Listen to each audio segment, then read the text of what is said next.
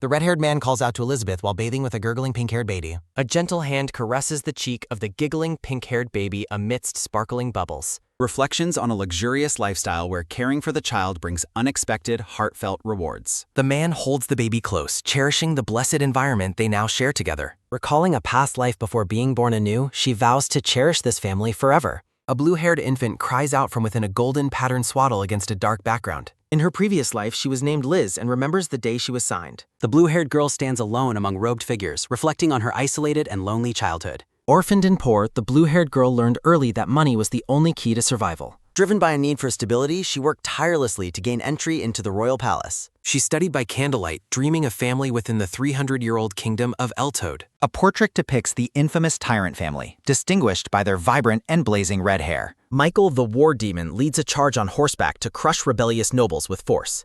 Queen Adelina enforced her own strict laws but also recruited talented commoners into the palace. The young blue-haired girl finds hope in the merit-based law while working in the library. She grips a book containing the history of the Tyrant family, reflecting on their power. Looking into the distance, the girl contemplates the possibility of finally having a real family. Reading her history books, she hopes to avoid the tragic fate that befell the previous rulers. A shimmering, abstract transition marks the passage of time as her life at court begins. Now 15, the blue-haired woman officially joins the palace staff at the Government Affairs Office. Her noble colleagues mock her by throwing papers, reminding her of the social divide she faces. Despite the queen's inclusive laws, her peers continue to treat her unfairly because of her birth. A coworker dumps a bowl of food on her head, insulting her humble origins with contempt. She endures the humiliation of being tossed scraps, determined to survive the palace's harsh environment. A sudden touch from a kind noblewoman surprises her, breaking her lonely and difficult routine. Queen Claudia consoles her and assigns her a unique task, believing only a commoner can succeed.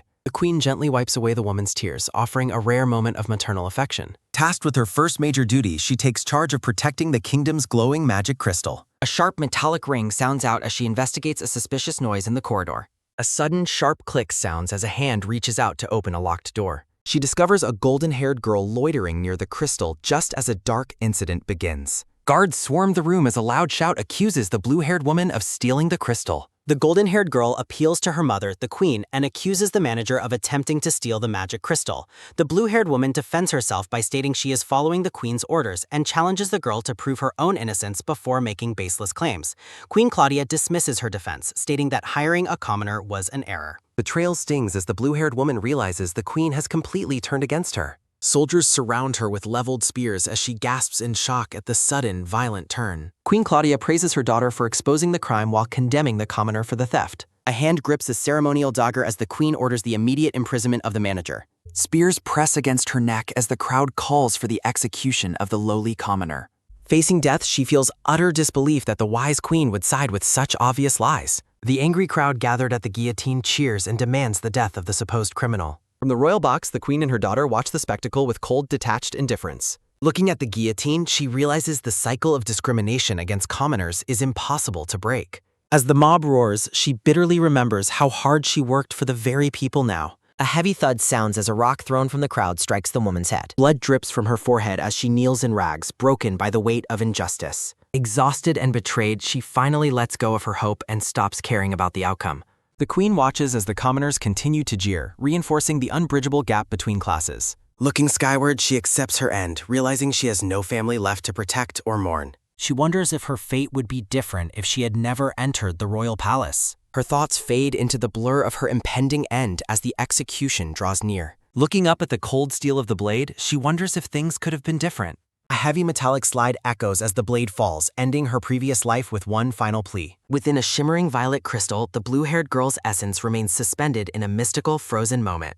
A sudden, sharp splash of crimson marks the violent end of her long journey through injustice. Waking up in a lavish room, the pink-haired infant struggles with the strange, heavy weight of her body. She stares in utter disbelief at her tiny hands, letting out a confused gurgle at her new form. The pink-haired infant marvels at the exquisite, high-quality fabric surrounding her in her brand-new, luxurious life. Gazing at the endless supply of milk bottles, she begins to realize the immense wealth of her family. Tucked away in a magnificent, gilded cradle, she realizes she has been reborn into high-ranking nobility. The vast, ornate ceiling of the Grand Palace towers above, signaling a life of extreme luxury and privilege.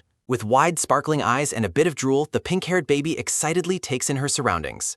Letting out a joyous, toothless laugh, the baby celebrates her escape from poverty into this new world. Her excitement vanishes as she notices a portrait of the red-haired rulers she remembers as infamous tyrants. She recognizes Michael, the legendary battlefield demon whose red-haired ferocity once struck terror into the entire kingdom. The pink-haired baby wails in terror upon realizing she has been reincarnated into the notorious Tyrant family. The scene shifts as the creator shares her passion for introducing new stories to her dedicated readers. Despite the challenges behind the scenes, the team remains committed to providing quality translations for their audience. Readers are encouraged to join the community and support the team's efforts in sharing this journey. A formal notice reminds everyone to respect the work while promising more chapters of this captivating story. The pink-haired baby recalls the roar of the crowd and her final, bitter moments at the guillotine. Setting aside her grim past, she stares upward, determined to survive despite the dangerous family she joined. Observing the top-class decor, she acknowledges that life in a noble home is vastly different from poverty. From her small, gilded cradle, she observes the immense, empty silence of her grand and opulent chamber.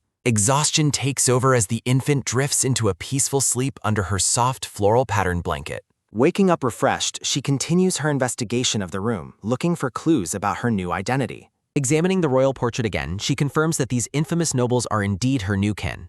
Shock and fear grip her as she realizes she is now part of the dreaded Valtzer family. She remembers stories of Michael the demon and Adelina the femme fatale who allegedly toppled entire kingdoms. Her new relative Julius, known as the Queen's right hand, represents the current power of the dynasty. She recalls the cold, ruthless commands for execution that once defined the terrible legacy of her predecessors. Shivering with fear, the pink-haired infant wonders if she will share the same violent fate as them. She reassures herself that the elder tyrants are dead, meaning the family's power must have diminished significantly. Despite the family's fallen status, the infant remains skeptical about her safety within such a prestigious home. She hopes that even a family of tyrants will show some basic mercy to a helpless baby. Striking a cute pose, she wonders if her innocent appearance will be enough to win them over. Her confidence wavers as she nervously questions if her adorable new face can truly guarantee her survival. A sudden, sharp hunger pang interrupts her thoughts, prompting the pink-haired baby to let out a cry. Discomfort grows as she realizes her diaper is wet, adding to her mounting list of infant grievances. Panic sets in when she realizes that no one is coming to attend to her urgent needs.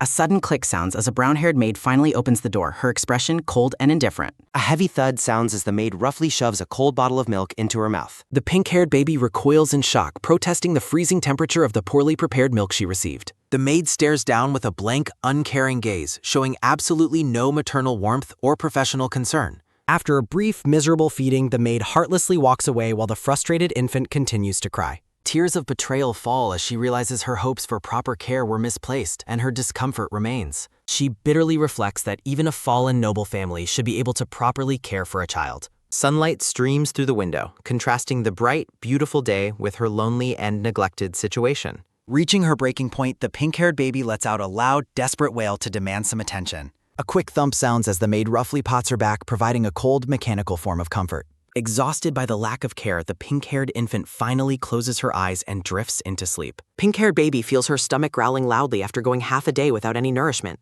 She spots a container and a cold bottle of milk left abandoned on the table nearby. The vast, empty grandeur of her new nursery emphasizes the neglect she faces in this palace. Her eyes widen as a sharp metallic sound echoes through the room, making her gasp in shock. A maid enters the room as the pink-haired baby quickly hides her face under the pillow. The brown-haired maid silently retrieves the bottle, her expression remaining entirely cold and devoid of emotion. As the maid leaves with the bottle, the infant watches from her crib, feeling completely abandoned. A heavy thud sounds as the grand door slams shut, leaving the helpless infant alone again. She decides to test her latent magical abilities after sensing a mysterious power earlier in the day. Recalling her past life, the blue-haired woman remembers studying tirelessly to master her meager magical reserves. Closing her eyes, the pink-haired baby focuses intensely, mentally chanting for the flames to obey her command. She is shocked as a massive, glowing magic circle erupts, proving the overwhelming power of the tyrants. Instead of flames, a small, shimmering violet mist begins to emanate from her tiny, chubby hand. She successfully uses her magic to telekinetically manipulate the bottle, realizing she can manage this task. Letting out a satisfied gulp, the pink-haired baby happily drinks the milk, finding it absolutely delicious. She feels perfect after finishing the bottle and successfully burping, her mood finally beginning to brighten. As she holds the bottle, the infant begins to ponder the odd behavior of the servants. She notes that, thus far, only 2 specific maids have been responsible for her daily care. After another long swallow, the infant stares up blankly, lost in her deep and troubled thoughts. Clinging to her milk bottle, the pink-haired baby drifts off to sleep, confident she can manage alone. Michael, the red-haired man, asks for updates while the maids nervously report that nothing has changed. The maids tremble in fear, noting the terrifying presence emanating from Michael's cold and green eyes. Known as the demon of the battlefield, Michael's arrival signals a heavy and oppressive atmosphere. Waking up feeling satisfied and full, the pink-haired infant stretches comfortably in her soft, luxurious bed. A formal notice interrupts the narrative flow, reminding readers of the official source for this story. Michael asks for updates, and the maids nervously confirm that everything is proceeding without any unusual incidents. With a stern and sharp gaze, Michael dismisses their unnecessary details about his infant daughter's quiet behavior. He decided he should personally monitor the child's progress instead of relying solely on the servants. The sprawling mansion grounds are filled with numerous servants, yet very few ever visit the nursery. Despite the abundance of staff, a sense of isolation and neglect hangs over the infant's room. Tucked into her bed, the pink-haired infant smiles innocently, unaware of the looming shadows around her. The maids discuss how strange it is that only the two of them manage the child's care. One maid claims baby care is easy, but the pink-haired baby strongly disagrees with her assessment. The blonde maid speculates about her partner's maternal instincts, prompting a frustrated internal reaction from the infant. She realizes with horror that the servants are neglecting her because each assumes the other is responsible. High above her golden cradle, a massive crystal chandelier casts a warm glow over the lonely room. She acknowledges that without her adult consciousness and magic, this neglected infant would surely have perished. Her eye snaps open as a low, ominous rumbling sound begins to vibrate through the air. A chill runs down her spine as she notices icy, terrifying eyes peering through the door crack. The room falls silent, the golden crib standing alone in the center of the vast, opulent chamber. Terrified by the overwhelming presence, she wonders why the mysterious man only visits when she is alone. As Michael stands silhouetted in the doorway, the panicked baby wonders how she can survive this encounter. Time passes as the scene shifts forward, marked by a bright and shimmering transition through the nursery. Wearing stylish sunglasses, the pink-haired baby relaxes with her bottle, trying to maintain her cool facade. She observes that the mysterious red-haired man consistently arrives at the exact same time every day. Looking around the grand, shadowy room, the infant begins to connect the dots regarding Michael's identity. She remembers a warmer time in her past, eating bread alongside commoners who felt like family. Watching Michael watch her, she wonders if he actually likes children or if he is her father. She attempts a polite greeting, but it comes out as incomprehensible baby babble, resulting in utter failure. The pink-haired infant's attempt at a greeting results in incomprehensible babble, marking a total social failure. Her heart skips a beat as the grand doors swing open, revealing Michael standing in the doorway. Hoping to win him over, the pink-haired baby flashes her most adorable and charmingly innocent smile. As Michael leans over the crib, the infant lets out a surprise sound at his sudden proximity. Terrified by Michael's cold and intense green eyes, the baby thinks his face is absolutely horrifying. To her immense surprise, Michael reaches down and gently pats her head with a large, warm hand. Michael remains stooped over the golden cradle, observing his infant daughter with an unreadable, stern expression. The air feels heavy with tension as Michael's sharp gaze fixates on the tiny, trembling, pink-haired infant. Michael quickly hides behind the crib as a brown-haired maid enters the room carrying a bottle. From his concealed position, Michael watches the maid intently as she approaches the unsuspecting infant's beck. Panic surges through the pink-haired baby as she worries she might be caught in this awkward situation. A loud thump sounds as the angry maid roughly shakes the bottle, her face twisted in annoyance. Michael's hand suddenly intercedes, catching the maid as the baby realizes she cannot use her magic. Michael demands to know what she was doing as the maid cries out in pain and confusion. A dark, menacing aura surrounds Michael as he asks the maid what she intended for the child. Michael grips the maid's arm with bruising force, looking down at her with cold, murderous intent. Trembling in terror, the brown-haired maid stammers that the entire situation is just a terrible misunderstanding. Michael's green eyes narrow into a sharp, unforgiving glare that leaves the servant frozen in place. Standing tall over the cowering maid, Michael questions if this is how she truly attends to her duties. Looking down from above, the nursery appears vast and lonely, with the baby small in her crib. Michael draws his sword as the maid screams in terror, and he accuses her of giving false reports. The pink-haired baby watches the scene unfold in stunned silence, her mind racing with confusion and shock. Horrified, the baby wonders if he truly intends to kill her, thinking that his reaction is extreme. A sharp flash of steel cuts through the air as the baby desperately cries out for him to wait. Michael points his blade at the maid on the floor, the golden cradle standing between the two. Reaching into the crib, Michael carefully lifts the pink-haired infant into his strong and steady arms. The baby's eyes well up with tears as she looks up at her father, feeling completely overwhelmed. A menacing, dark energy radiates from Michael as he holds the child, his silhouette casting a long shadow. A male servant quickly enters the room and responds with a nervous affirmation to Michael's unspoken command. Looking at Michael, the infant babbles a soft sound and acknowledges for the first time that he is her father. Michael stands alone in the center of the grand nursery, holding the small child against his chest. A sudden realization hits her that the notorious tyrant Michael Walzer is actually alive in this era. Reflecting on her family's history, she realizes she is now a doomed child of the infamous tyrants. A loud, echoing wail rings out under the clear blue sky as the infant laments her fate. A kind maid asks if something is troubling the young lady as the baby reflects on the family's downfall. The maid, labeled Servant C, offers warm milk while the baby admits she still feels no peace. Servant C mentions that Lady Adelina will be appointed as the new chancellor within the next month. The infant panics, realizing that if Adelina becomes chancellor, she only has 1 year left to live. Determined to change her destiny, the pink-haired baby vows that she will never let that tragedy happen. Recalling her past life, the blue-haired woman reflects on the hardships she is unwilling to endure again. Clenching her tiny fist, she realizes she is the only person who knows what the future holds. A bright, shining resolution fills her mind as she decides she must protect the entire Tyrant family. Looking up with wide, sparkling eyes, the pink-haired baby prepares to face her new and dangerous mission. The scene shifts to show the nursery, which has finally been cleaned and restored to its proper grandeur. Dressed in a frilly pink gown, the baby cheers with excitement, ready to take on the world. A sudden, explosive sound effect emphasizes the baby's newfound resolve and the high stakes of her journey. With a serious and focused expression, the pink-haired infant prepares her strategy for survival and family protection. She looks around her opulent room, wondering how a mere baby can prevent the fall of a kingdom. Shifting from her past as a blue-haired student, the baby focuses on the present, ready for a new story. Posing with determination in her floral dress, the pink-haired baby is ready to change her family's dark fate. Michael stares down with a silent, unreadable expression that radiates a cold and heavy pressure. Looking up at the towering man, the pink-haired infant finds his face absolutely terrifying as she trembles. A heavy purple aura surrounds Michael as the baby sweats in fear under his intense and overwhelming presence. She remembers that despite his current reputation, he was the only one who protected her in the past. Stealing her nerves, the pink-haired infant decides she must act like a mature person and thank him. Michael freezes in shock as the baby flashes a brilliant, adorable smile that melts the tense atmosphere. Her attempt fails as Michael's terrifying face remains unchanged, leaving the infant feeling completely defeated in her social efforts. Clenching her small fist, she refuses to let fear win and resolves to switch on her charm. She reflects on how only Julius survived their family's dark history, emphasizing the high stakes of her survival.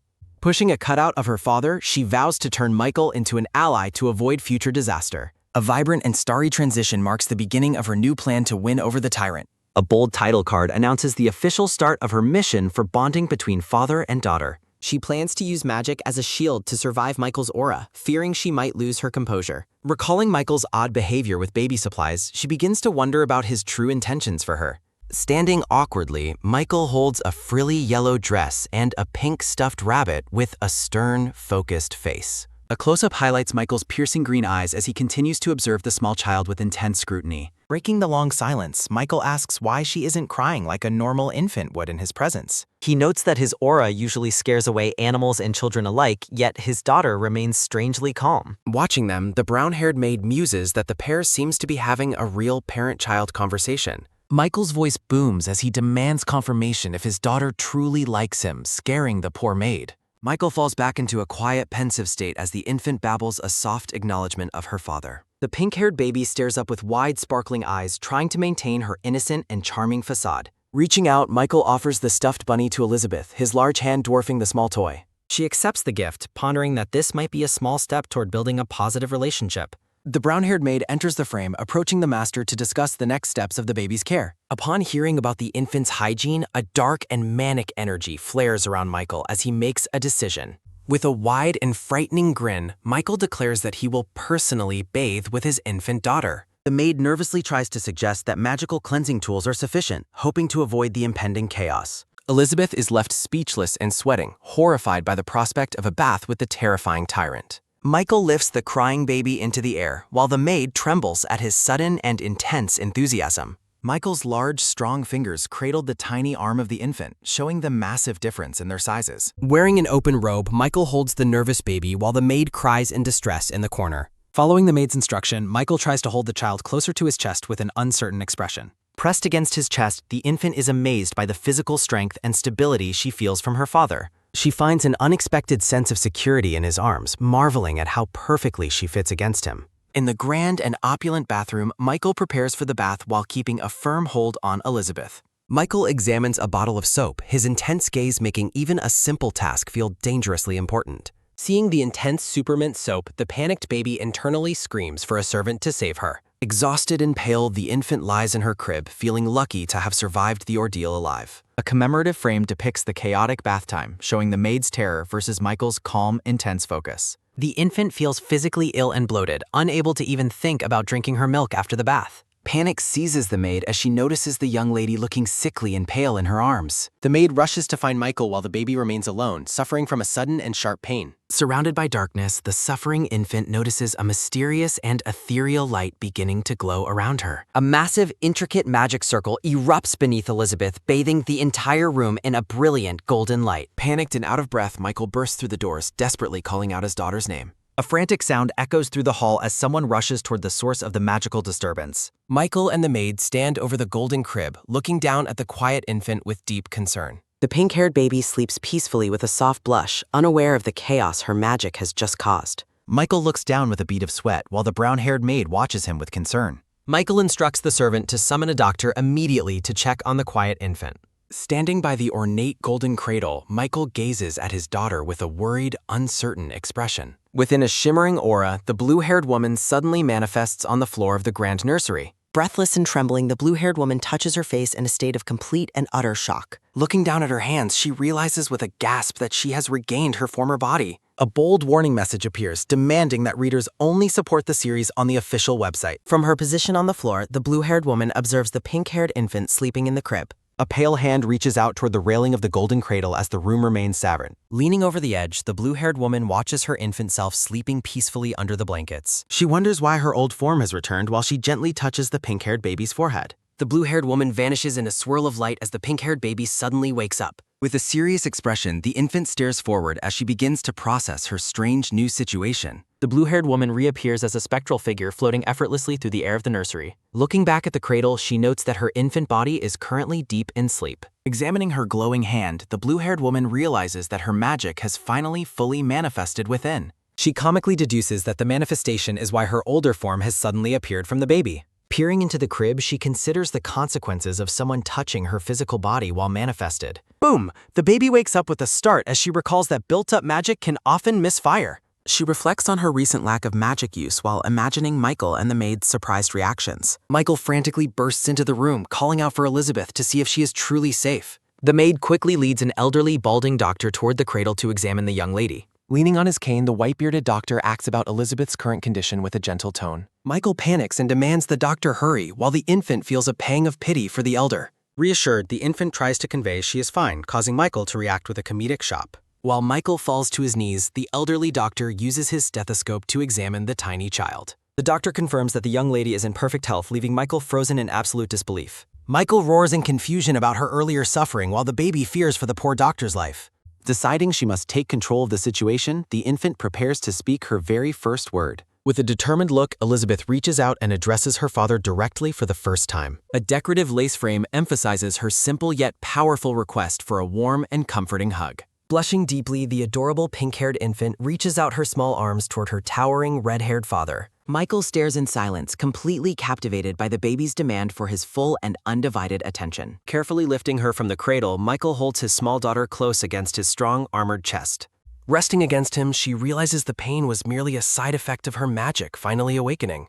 The tiny infant pats her stomach with a content expression, finally feeling relief from her earlier discomfort. Holding the now sleeping baby, Michael stands quietly as the maid approaches with a large suitcase. Later, the pink-haired infant sits up in her crib with a focused and very serious expression. Closing her eyes tight, the baby concentrates her internal energy until a soft purple light begins glowing. A soft grunt escaped her lips as a sudden pop signals the successful release of her magic. The blue-haired woman manifests once more, looking down at the sleeping infant with a satisfied, calm smile. Looking at her translucent hand, she feels confident that she is finally mastering her unique magical abilities. Standing before a tall, ornate mirror, the blue-haired woman carefully examines her spectral and adult reflection. She notes that her complexion has improved and her face looks healthier than it did before. Realizing she can maintain this form, she smiles, knowing her options to protect her family have expanded. Looking at her simple brown dress, she decides that she needs a more suitable outfit for infiltration. Using her magic, the blue-haired woman instantly transforms her plain attire into a proper maid's uniform. Standing by the mirror, she realizes she can freely alter her appearance because her body is magical. A close-up focuses on the back of her head, highlighting the vibrant blue color of her long hair. With a glimmer of hope, her bright green eyes shine as she prepares for her next dangerous move. Liz smiles, feeling confident in her new blue-haired form as a temporary mansion maid. Peeking around the corner, Liz smiles playfully while continuing her secret exploration of the home. Liz hums a happy tune while she dances through the halls of the massive noble mansion. Her brown shoes tap lightly on the tiled floor as she wanders through the empty hallways. Pausing by a window, Liz admires the lush green garden and the bright, sunny afternoon sky. Liz finds an elegant white vase and touches it with wonder, her eyes sparkling with excitement. She notes that her magical form maintains all 5 senses as she explores the grand corridor. The blue-haired woman looks around the quiet room, curious about the many secrets hidden within. A bead of sweat rolls down her face as she cautiously navigates the labyrinthine mansion halls. Looking down from a balcony, she realizes the sheer scale of the estate is truly overwhelming. Drained, she calls herself Tired Z, noting how mentally exhausting it is to navigate with magic. She focuses her energy, resolving to find her father's study before her transformation finally wears off. Liz spots a brown-haired servant carrying a tray of refreshments through a sunlit, arched hallway. The scent of tea and sandwiches is tempting, but a sudden shock halts her in place. Seeing the maid enter a specific room, Liz realizes she may have finally found Michael's office. The servant politely asked for permission to enter the room while Liz watches from the hallway. Michael grants entry and Liz celebrates her success with a triumphant fist pump and a grin. Sitting at a desk piled with papers, Michael works with a quill and a focused intensity. The maid announces that the light meal consists of chicken sandwiches while Michael continues his work. Michael's silent, dark aura terrifies the maid, forcing her to offer her deepest and humblest apologies. While eating, Michael demands a detailed report, leaving the confused maid wondering what details he requires. Michael asks about Elizabeth's bath, milk, complexion, and breathing, prompting the maid to check immediately. Using her magic, Liz senses Michael is heading toward her and gasps in absolute sheer panic. A loud clang echoes as the door opens, sending a wave of terror through the hiding Liz. Michael stands in the doorway of the nursery, his presence filling the room with an imposing energy. Michael wonders who could have caused the magical waves he just felt pulsating through the mansion. A peaceful silence descends as the scene shifts, marking a brief pause in the day's chaos. Michael walks through the nursery, his footsteps clicking on the floor as he reaches for the door. Michael leans over the golden crib, looking down at the pink-haired baby sitting among her blankets. The infant introduces herself as Elizabeth while her adult form's consciousness smiles warmly in the background. Liz panics and prepares to teleport, sweating as Michael moves toward her infant self's location. A glowing magic circle forms beneath her feet as she prepares to vanish from the hallway corner. A brilliant pillar of light erupts, signaling the start of the baby's magical return to her body. Swirling energy consumes Liz as she teleports, just a moment before Michael can spot her presence. Michael looks toward the empty hallway, unaware that a magical intruder was just standing right there. Back in her crib, the infant gasps for air, relieved to have returned safely just in time. Michael suggests another bath, triggering a terrifying flood of memories involving soap for the poor baby. Michael notes things will get busy, reminding Elizabeth of the intense work she saw in his office. The infant watches her father, wondering why he chooses to handle so much difficult work alone. She reflects on the mansion's massive size and the surprisingly small number of servants she encountered. Michael lifts the tiny pink-haired baby with his large hands, holding her up with surprising gentleness. Looking into her eyes, Michael asks Elizabeth if she is truly not afraid of his presence. Michael asks if she fears hands that have killed, while she babbles a soft, unafraid response. Looking at her father, she understands that his past actions were necessary for the nation's peace. A dark notification explains that Michael the Tyrant maintains order by preemptively quelling any potential rebellions. A vision of the past shows Michael on a battlefield, standing victoriously over a fallen enemy. Michael reflects on sacrificing himself for his country, realizing he is not the only one doing so. Michael stops himself, questioning why he is sharing such dark thoughts with a small, innocent child. A close-up captures the baby's large, shimmering green eyes as she watches her father with affection. Michael holds Elizabeth close to his chest, the two of them sharing a moment of quiet connection. The pink-haired baby gazes up with innocent wonder while resting against her father's chest. Looking down at the silent infant, Michael asks what she is currently thinking about. Standing in the background, the brown-haired maid nervously claims that absolutely nothing is wrong. The maid smiles warmly, thinking Michael has become quite good at caring for the young lady. Michael walks through the sunlit hallway, carrying his daughter while the maid follows closely behind. Elizabeth smiles contentedly, thinking that winning over her father is a very simple task indeed. A loud rip echoes as Michael crushes cushions, which Elizabeth notes he did often while practicing. A quick gotcha sound signals the door opening as a butler and maid enter the room. Michael stares forward with a stoic expression while calmly stating that he understands the situation. Holding Elizabeth close, Michael looks down with a face that hides his complex, unspoken emotions. Michael and the maid depart the room together, leaving the quiet nursery and peaceful silence. A soft wah escaped Elizabeth's lips as she begins to drift off into a deep sleep. Shimmering with a magical aura, the pink-haired baby sleeps soundly within her golden cradle. The blue-haired woman manifests again, her presence filling the room with a mystical white vapor. Liz worries her operation to bond with Michael will stall if he stays too busy. A sudden poof signals the start of Liz using her magic to shift the scene again. Liz runs through the manor, finding it odd the Knight Commander is stationed here full-time. An annoyed escaped Liz's lips as she resolves to finish the father's paperwork herself. Clad in her maid uniform, Liz explores the massive, empty corridors of the grand estate.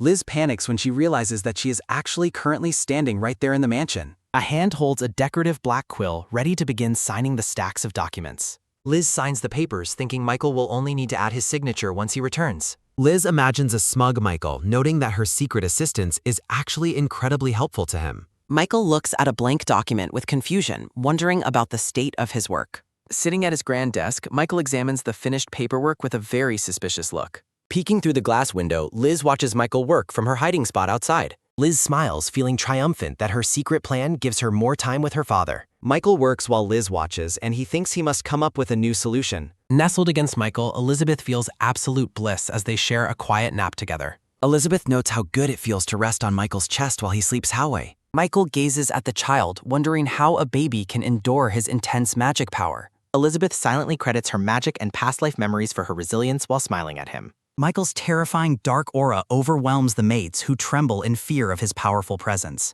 Michael decides the knight's training is lacking, prompting the baby to cheer the knights on mentally. Michael asks Elizabeth if she has met him yet, leaving the infant wondering who he means.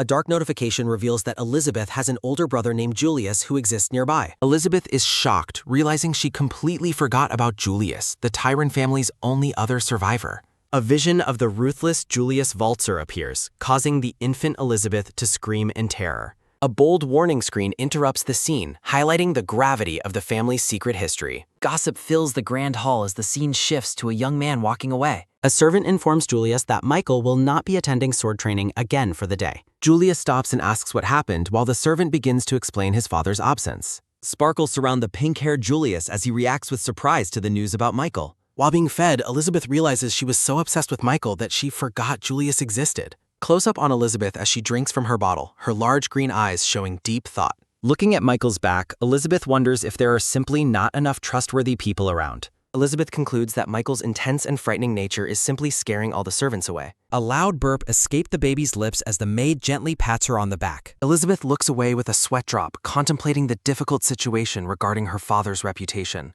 Elizabeth reflects on how Julius, the future chancellor, should be the one helping their busy father. The purple-haired baby girl looks on with a determined expression, her green eyes shimmering with purpose. Narration recalls Julius Waltzer's past role as a cold-hearted right-hand man with a blank, doll-like expression. He was famously popular among the nobility, but only ever responded to the presence of Queen Claudia. A memory from a past life surfaces, showing a blue-haired maid observing the high-ranking palace officials. Julius stares down the commoner girl with an icy glare, demanding she move away from the queen. His voice drips with disdain as he wonders aloud if the royal court standards have truly plummeted. Remembering his cruelty, the woman clenches her fist, recalling how he constantly mocked her for being small. Elizabeth rolls around on her bedding, her small brow furrowed as she dwells on her past grievances. She notes the only thing her current brother and past enemy share is their striking reddish-pink hair. Recalling her time as a palace worker, the blue-haired girl remembers the bullying she endured while studying profiles. Looking at old records, Elizabeth realizes 12 is a remarkably young age for a child to enter service. She suspects a hidden, more serious reason must exist to explain why Julius began his career so early. Memories show a younger Julius carrying a sword, following the rigorous training schedule his father personally demanded.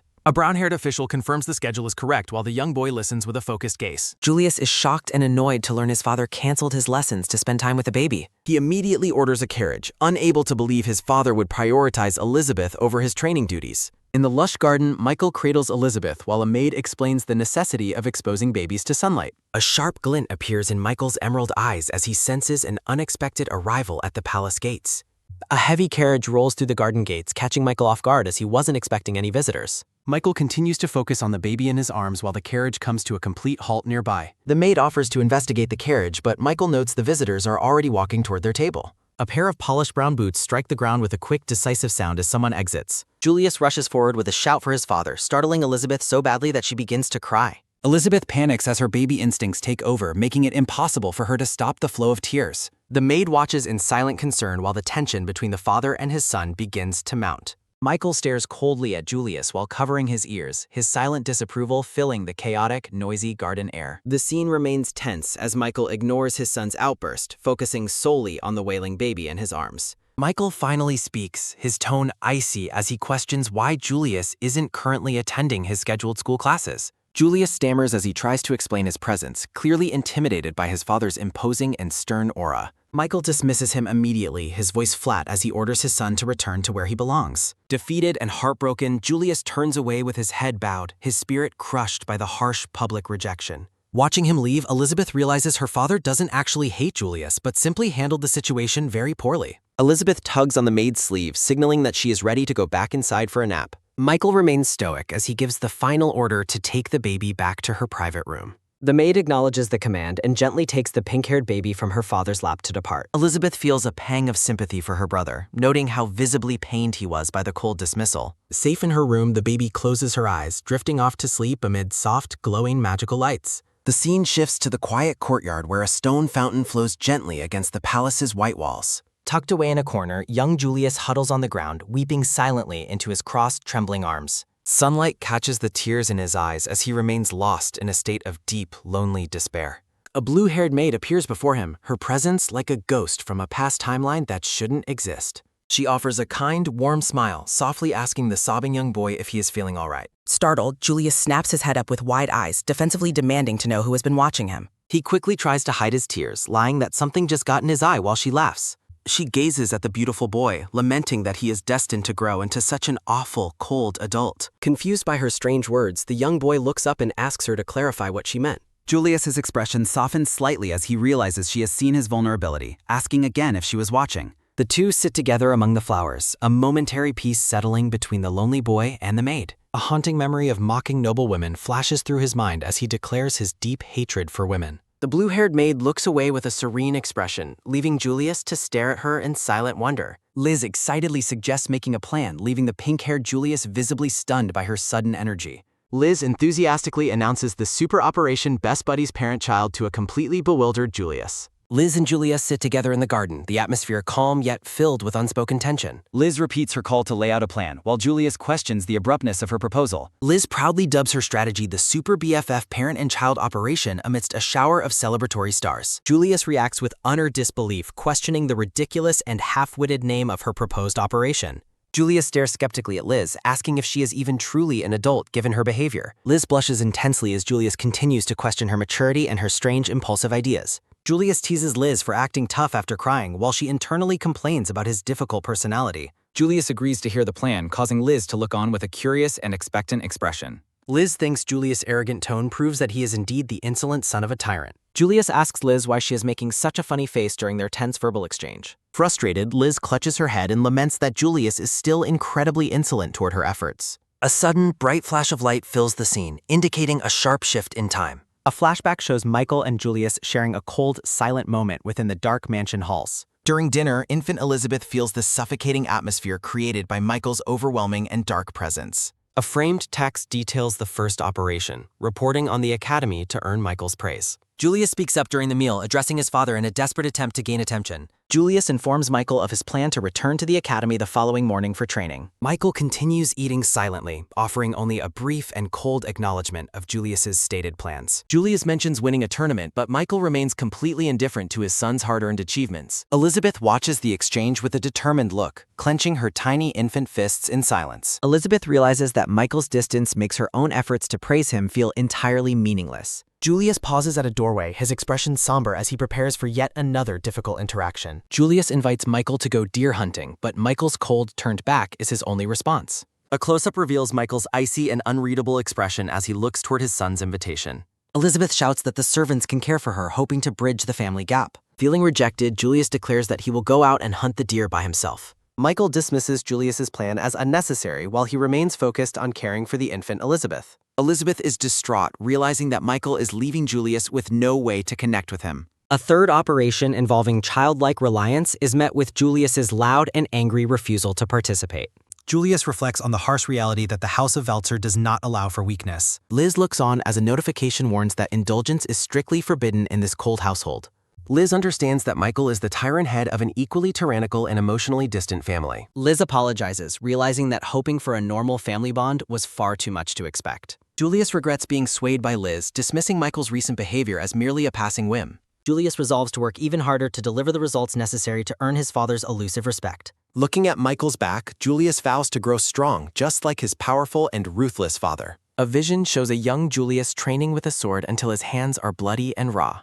The scene shifts to Michael sitting alone at his desk in the middle of a dark night. Liz suggests a pick-me-up and hug-me operation, causing Julius to look on in absolute stunned shock. Julius asks how this plan is different from the previous failures they have already experienced together. Liz insists she has more plans and thinks intensely to come up with a new strategy. Julius calls Liz a strange one, prompting her to react with a shocked and loud exclamation. Liz is annoyed by Julius's cheekiness as he continues to mock her well-meaning and persistent efforts. Julius smiles gently, thinking that seeing a genuine smile is far better than seeing more tears. Liz smiles back, reflecting on how much better Julius looks when he is finally happy. Julius walks through the quiet, blue-lit halls of the mansion as the evening finally falls. Julius decides that the time has finally come to use the secret he has been holding. Julius prepares to unleash the skills he honed under the guidance of his academy instructors. Julius attempts a special technique to amuse the pink-haired infant, who looks on with confusion. Julius prepares a game of peekaboo while Elizabeth continues to watch him with uncertainty. A playful shout of boo fills the air, leaving the infant Elizabeth utterly terrified and wide-eyed. Michael suddenly appears, his dark aura casting a shadow as he demands to know the commotion. Michael stares down Julius with an intense glare, demanding an immediate explanation for his suspicious behavior. Julius explains that his academy teachers taught him a specific trick meant to make babies laugh. Julius tries to demonstrate the move again while Michael watches silently and Elizabeth reacts with surprise. Michael performs his own version of boo, releasing a shockwave that sends both children flying backward. A pink stuffed rabbit flies through the air as a warning to watch out is shouted. Julius and the infant Elizabeth tumble through the air together following the impact of Michael's powerful shout. Elizabeth realizes she nearly perished before her downfall began, while Julius apologizes to his stern father. Michael admits he underestimated the move's danger, though Elizabeth thinks it is only dangerous because of him. Michael places a firm hand on Julius's shoulder, leaving the young boy completely stunned and emotional. Michael commands Julius to remember that he must protect his little sister, Elizabeth, with his whole heart. Julius looks on with awe as Elizabeth cheers, happy to see the family finally beginning to bond. Hearts float around as Julius pulls Elizabeth into a tight hug, his face glowing with newfound affection. Elizabeth reflects on Julius's future as the Chancellor while watching him closely with her large eyes. A notification declares that despite the unforeseen outcome, the mission has been a smashing success. The blue-haired maid notes that she and Julius grew closer, though Julius looks skeptical of her words. Julius grows suspicious and questions her motives regarding his potential move into the Grand Imperial Palace. The blue-haired woman ponders her next words carefully as the conversation shifts to a more serious tone. Julius continues to stare at the maid with a look of deep suspicion and uncertainty. Julius demands to know how she discovered his secret palace invitation before he even told his father. Julius confronts the blue-haired maid, stating that he has found her suspicious from the very beginning. A sharp accusation of being a spy is leveled at the blue-haired maid, catching her completely off guard. The blue-haired maid panics, waving her hands as she frantically denies being a spy to Julius. Stuttering and sweating, the blue-haired woman struggles to find the words to explain her true identity. Elizabeth's thoughts reflect her disbelief that Julius has kept so many secrets from their stern father. In a moment of absolute panic, the blue-haired maid blurts out that she is actually Elizabeth. Julius stares at her with a blank and stunned expression, unable to process her shocking confession. A bold warning screen interrupts the scene, highlighting the gravity of the family's secret history. The blue-haired woman begins to say something else, her face pale with the weight of her mistake. A loud shout of "Elizabeth!" echoes as the blue-haired maid realizes she has just exposed her secret. A tense silence follows as the maid and the pink-haired boy stare at each other in shock. Julius looks on with complete bewilderment, asking for clarification on what he just heard her say. The blue-haired maid clutches her head in despair while Julius continues to press her for more information. Julius asks the blue-haired woman what she could possibly mean by claiming to be his sister Elizabeth. The blue-haired woman tries to laugh off her confession as a joke, but Julius remains entirely unamused. Julius threatens to report her as an intruder, while the maid desperately begs for a chance to explain. The blue-haired maid worries that even if she tells him the truth, he won't believe her story. A hand reaches out and roughly grabs the blue-haired maid's cheek, forcing her to look at him. Julius demands an immediate explanation while the terrified maid lets out a small squeak of fear. Julius asks if she can demonstrate her claim right there, and the maid confirms she is able to. The blue-haired woman decides it is faster to show him the truth than to try and explain. Julius watches as a shimmering light begins to surround the maid, signaling the start of her transformation. Julius asks what she plans to do to Elizabeth as the magical aura begins to fill the room. The pink-haired infant Elizabeth appears, looking up with a gentle and knowing smile on her tiny face. The baby points toward herself, trying to communicate her true identity, while Julius looks on with total shock. The infant continues to babble as Julius asks for confirmation if she truly is his sister, Elizabeth. Julius asks the baby to turn back into the blue-haired maid while Elizabeth looks on with excitement. A bold declaration to take charge fills the air, marking a decisive and hopeful moment. Julius watches in absolute awe as the blue-haired woman floats amidst a glowing magical aura. Julius looks worriedly at the blue-haired woman as she stands quietly and calmly behind him. The infant Elizabeth sleeps peacefully while a gentle hand reaches down to touch her face. The blue-haired woman asks Julius if he understands that Elizabeth's magic created her physical body. Julius looks down with a solemn expression, confirming that he finally understands the complex situation. Elizabeth reflects on how bossy Julius remains, just as he was in her previous life. Memories show a younger Julius harshly forcing his staff to work through the entire night. The blue-haired woman admits it's a long story while Julius gives his brief and formal acknowledgement. Julius and the blue-haired woman continue their quiet conversation within the sunlit and ornate nursery. The blue-haired woman reaches out with a concerned look, hoping to reach the young boy. Julius quickly deduces that she possesses memories from a future life, impressing her with his speed. The blue-haired woman praises her big brother as the genius prodigy of the Royal Academy. Julius's thoughts drift to their mother's dream of women serving as high-ranking civil officers. The blue-haired woman confirms that dream came true, though it brought her significant personal bullying. Julius recalls ancient texts describing wizards who created magical duplicates of themselves to foresee future events. Looking slightly unsure, the blue-haired woman admits that such a magical possibility might be true.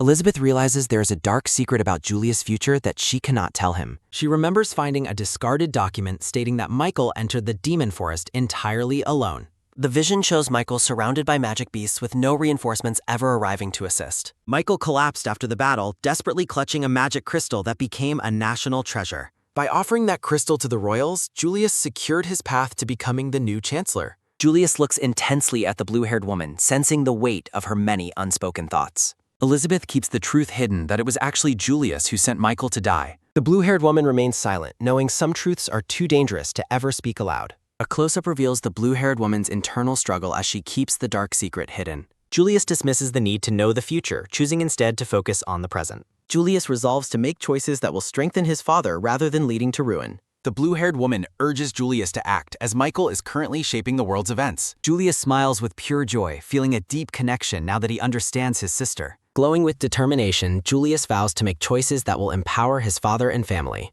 The blue-haired woman looks at Julius with a gentle and deeply affectionate expression of relief. Looking at his sister's crib, Julius feels certain that the dark future can be avoided. A haunting image shows Julius alone on a battlefield, surrounded by several snarling magic wolves. As long as Julius stays by his father's side, they will face any future danger together. A sudden noise interrupts their private moment, causing them both to turn toward the door. Julius looks over his shoulder in a cold sweat as the nursery door stays open. A maid enters the room, nervously informing Julius that his father is calling for him. Waking up in her crib, the infant Elizabeth lets out a confused and tiny babble. Julius tells Elizabeth that baby talk isn't an answer and commands her to get ready.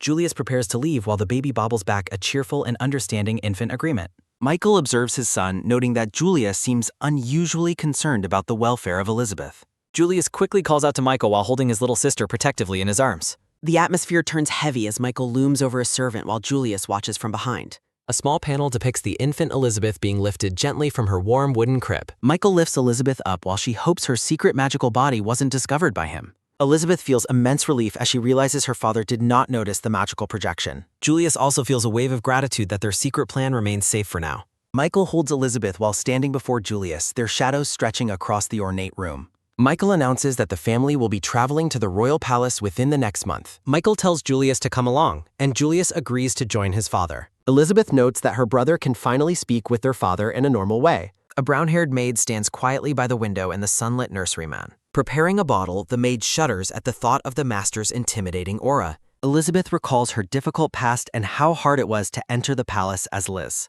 She realizes that being born into a noble family makes palace entry incredibly easy. The infant looks forward to meeting her mother, the woman known as the villainous Adelina. A cheerful smile crosses Elizabeth's face as she anticipates seeing her mother again soon. Julius and Michael sit together at a large desk focused on several piles of paperwork. A memory shows the blue-haired woman advising Julius to help his father with his duties. Julius stares intently at the task before him, determined to succeed in his new role. Michael explains that the knight's physical labor has effectively reduced the number of magic beasts. Julius counters his father's point, arguing that efficiency and safety are two different matters. When asked about school, Julius states he has mastered everything but the way of the sword. The pink-haired boy feels confident that taking a short break will not cause any issues. Julius clarifies that his absence from studies will only last until the inauguration ceremony begins. Michael remains silent and contemplative as he listens to his son's serious and confident explanation.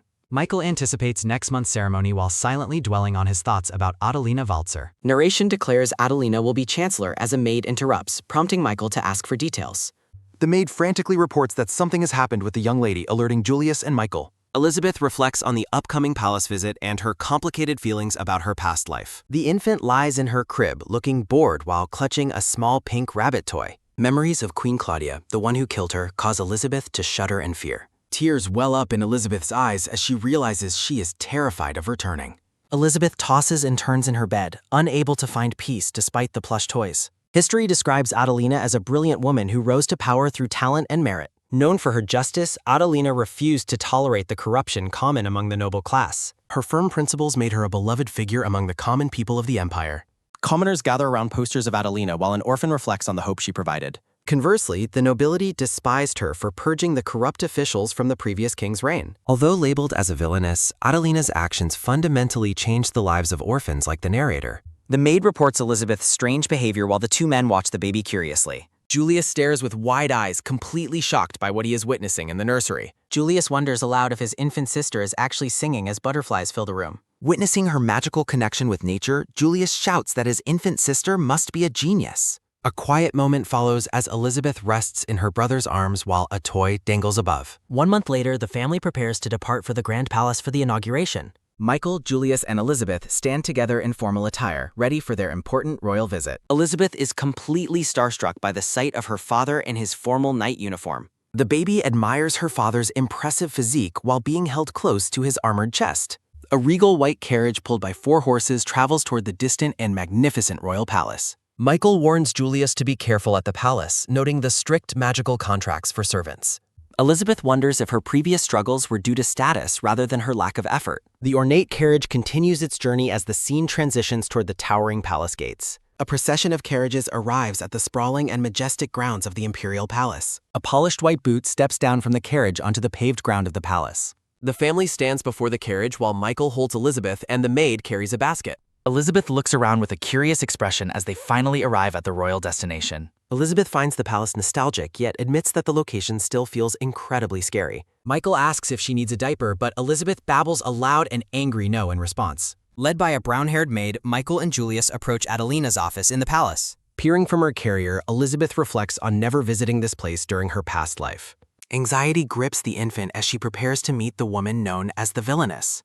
Upon entering, Michael greets Adelina while she recoils in visible shock at the baby's presence. Elizabeth notices the blue-haired woman looks exhausted with dark circles clearly visible under her eyes. The infant continues her assessment, noting her mother's incredibly haggard face and lifeless, dull hair.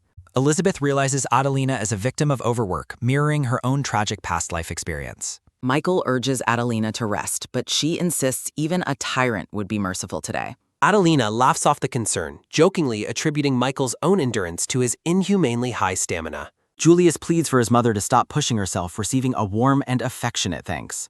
Surprised by the kindness shown to Julius, Elizabeth wonders if her preconceptions of Adelina were wrong. As Adelina returns to her desk, Elizabeth suspects that false rumors may have blackened her reputation. The atmosphere shifts instantly as Adelina glares coldly, demanding to know why the child was brought. Michael calmly explains he has been the primary caregiver, leaving Adelina in a state of disbelief. Julius defends Elizabeth as his sister, but Adelina shouts for the infant to be removed immediately. Elizabeth reflects on her failed efforts to bridge the gap between her father and her brother. Tears fill the infant's eyes as she faces the crushing reality of her own mother's hatred. Adelina refuses to even acknowledge Elizabeth's name, her expression twisted by deep, visible resentment. Turning away in a rage, the blue-haired woman commands them to take the infant away. Julius and Michael stand in a heavy, painful silence following Adelina's harsh and sudden rejection. A nearby maid cowers in fear, stunned by the severity of the lady's angry outburst. Heartbroken, Elizabeth realizes that unlike her father and brother, her mother truly despises her existence. Michael looks away with a stoic expression, hiding any emotion behind his sharp, focused eyes. Handing the baby to a maid, Michael decides to check on the knights before the ceremony. The pink-haired boy follows his father, leaving his little sister behind with a sad look. Elizabeth panics as her father and brother walk out, fearing they are leaving her all alone. Adelina screams for them to take the baby, while Elizabeth internally begs not to be abandoned. A heavy thud echoes as a white boot steps firmly onto the ornate palace carpet. Michael pauses briefly at the door before closing it, leaving the infant behind with the maid. Despair washes over the infant as she realizes her situation is far from being all right. Adelina sighs deeply at her desk while Elizabeth fumes in her basket, feeling completely ignored. The brown-haired maid settles Elizabeth onto a sofa, while Adelina warns her not to move. Elizabeth feels like a mere object as the maid prepares to feed her with a bottle. Exploring the office from her basket, Elizabeth's attention is caught by a strange, glowing document. The maid stammers nervously as she attends to her duties under Adelina's cold and watchful gaze. As the maid leaves for tea, Elizabeth senses an opportunity to investigate the office further. Using her secret magic, Elizabeth reaches out to manipulate a document while her mother is distracted. A sudden surge of magical energy erupts as the infant focuses her power on the papers. Adelina smiles faintly while reading as Elizabeth wonders what secret information she has just uncovered. From a high vantage point, the infant observes the quiet and tension-filled office of the Chancellor. The brown-haired maid returns with a tray of tea, her expression hidden in the dim light. A memory reveals a dark plot involving flower petals being mixed into tea to facilitate infiltration. A mysterious hooded figure instructs the maid, promising a way to enter the Veltzer household successfully. Elizabeth recalls ancient palace records stating that this specific flower can be used as a medicinal tonic. A terrifying vision shows that a large dose of the flower acts as a deadly, blood-inducing poison. Horrified by her discovery, Elizabeth watches as a document floats toward the oblivious blue-haired woman. The maid approaches with the tea set, her face shadowed by a dark and suspicious aura. Adelina requests the tea be placed nearby, unaware that Elizabeth is noting the maid's poor complexion. Elizabeth stares intently at the nervous maid, suspecting that a sinister plot is currently in motion. Panic seizes the infant as she wonders if the deadly vision she saw is about to happen. A delicate hand lifts a gold-rimmed teacup filled with warm, amber-colored liquid. Elizabeth hopes it is just a dream as Adelina sips from her teacup. Tension rises as the infant watches her mother drink the potentially poisoned herbal tea. Determined to intervene, Elizabeth prepares to use a magical clone to stop the disaster. A servant announces it's time to change, prompting a sigh from the resting infant. Elizabeth watches the brown-haired maid walk away, noticing her trembling hands and visible anxiety. The maid carries the infant through the hallway, passing by Michael's sharp, observant gaze. A blonde man in a suit suddenly snatches the basket from the startled maid.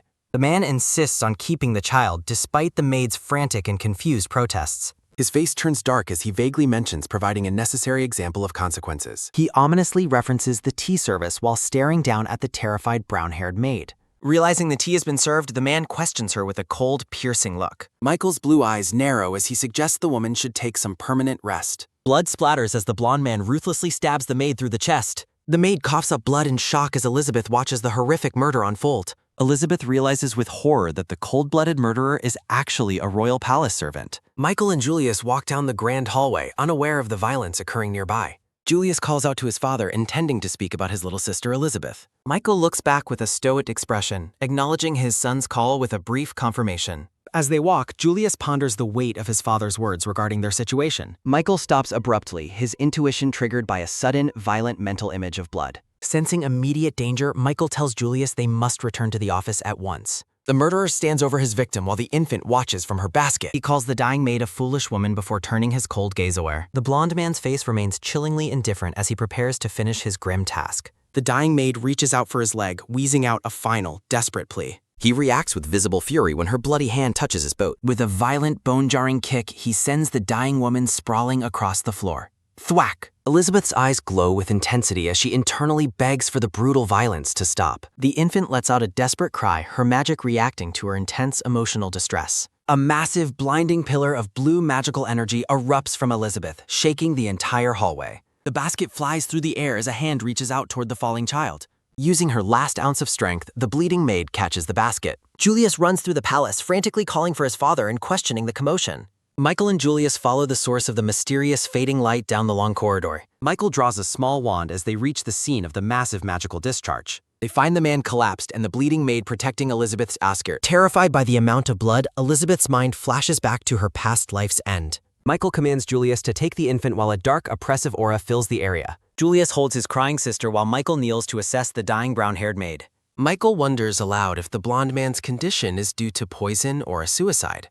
He stares intensely at the scene, his mind racing to understand the failed assassination attempt. Julius gently calls Elizabeth's name, trying to soothe the infant as she cries in terror. Standing together in the hallway, the family remains shaken by the sudden and brutal encounter. Tears stream down Elizabeth's face as she hiccups from the sheer trauma of the event. The infant's large eyes are filled with sorrow and fear as she continues to sob. Julius holds the wailing baby while Michael stands tall, his gaze fixed on the distance. Looking down at the crying child, Julius realizes how close she came to absolute disaster. Elizabeth reflects on her inability to process the horror, admitting she was purely, deeply afraid. Palace staff arrive to manage the bodies while Michael remains silent, his expression unreadable. Elizabeth can do nothing but cry as her father holds her close after the trauma. Michael holds the sobbing purple-haired infant, staring down at her empty basket with a frown. Julius informs his father that Elizabeth has been crying since the moment they left the office. Looking down at his little sister, the pink-haired boy notes her extreme distress and fear. Michael assumes she was terrified while a guard arrives reporting that Lady Adelina is unharmed. Michael acknowledges the report as a soldier confirms that the maid's life-threatening bleeding has stopped. The brown-haired guard prepares to present more evidence found at the scene of the attack. He shows Michael the delicate pink flower petals the maid was carrying during the incident.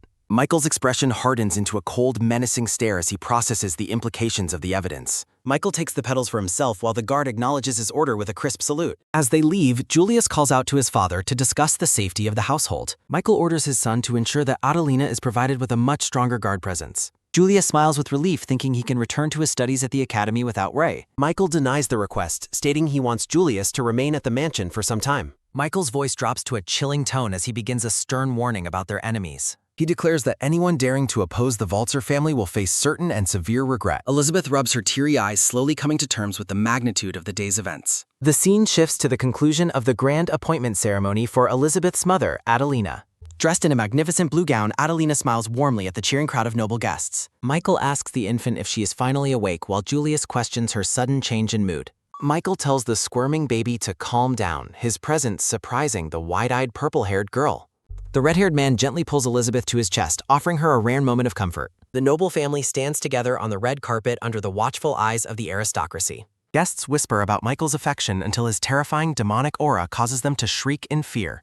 Adelina looks away uncomfortably while Elizabeth realizes she must remain strong despite her mother's coldness. Elizabeth stares ahead with a determined look, processing the complex dynamics within her high-ranking family. The brown-haired maid lies motionless in a luxurious bed, her eyes closed in deep exhaustion. She slowly opens her eyes, finding herself in unfamiliar, opulent surroundings following the brutal confrontation. The guard asks if she is awake while she wonders how she managed to stay alive. A sharp flash of memory startles the maid as she realizes the danger is not over. Panicking, she shouts for someone to help the lady, her voice full of desperate concern. The guard reassures her that Elizabeth is safe, leaving the maid in a state of shock.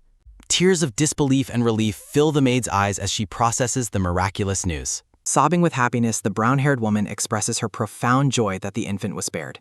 The maid remains in bed under guard as the investigation into the assassination attempt continues. A guard reports to Michael that no incriminating evidence was found within the palace grounds. He explains that the maid's motive stemmed from threats made against the life of her daughter. Michael acknowledges the guard's report while noting the complicated lies surrounding the maid's desperate actions. Elizabeth realizes the claims about the maid's intent were actually part of a much deeper deception. The infant looks adorable in her golden dress, unaware of the political storm brewing around her. Michael decides to review the magical contracts of all servants to prevent further betrayals or infiltration. Julius inquires about the fate of the intruder who nearly took his little sister's life. Michael's piercing green eyes narrow as he contemplates the shadows lurking within the royal palace. Elizabeth initially feels relieved that the crisis passed, but a sense of impending doom lingers. Adelina screams at Michael, furious that he disobeyed her orders regarding the purple-haired infant's presence. Julius pleads for his mother to calm down, but she continues her angry and hysterical outburst. Realizing her mother truly dislikes her, Elizabeth cries in her brother's arms as Michael watches silently. Golden-framed images depict Michael's growing bond with Elizabeth as he personally handles her care.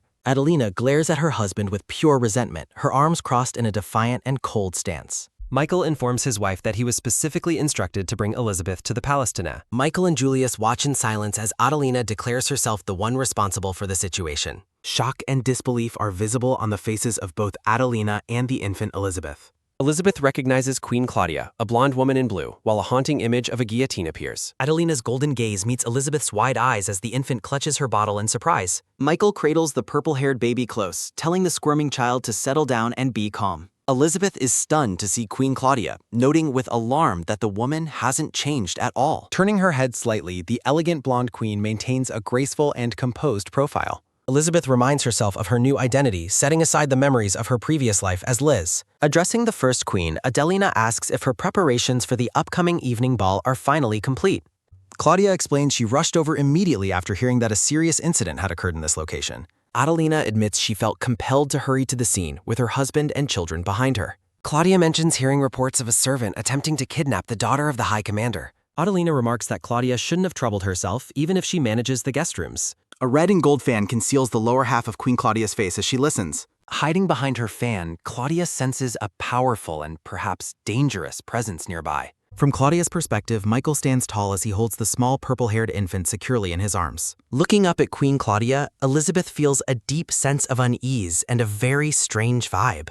With a heavy sigh, Adelina declares she has no interest in anyone's life except the Valzer heir. A single thought bubble conveys the harsh sentiment that others are simply in the way of her goals. Peeking out from behind her father's cloak, Elizabeth watches the tense interaction between her mother and Claudia. Michael and Julius stand stoically as the political maneuvering between the high-ranking women continues. The blonde queen maintains her mysterious demeanor, keeping her face partially hidden behind her ornate fan. A close-up highlights the intense, contrasting gazes of Queen Claudia and the blue-haired Adelina. Elizabeth notices with surprise that the sinister feeling she sensed from Queen Claudia has suddenly vanished. A brown-haired man in a dark suit approaches Claudia, who appears somewhat tired and weary.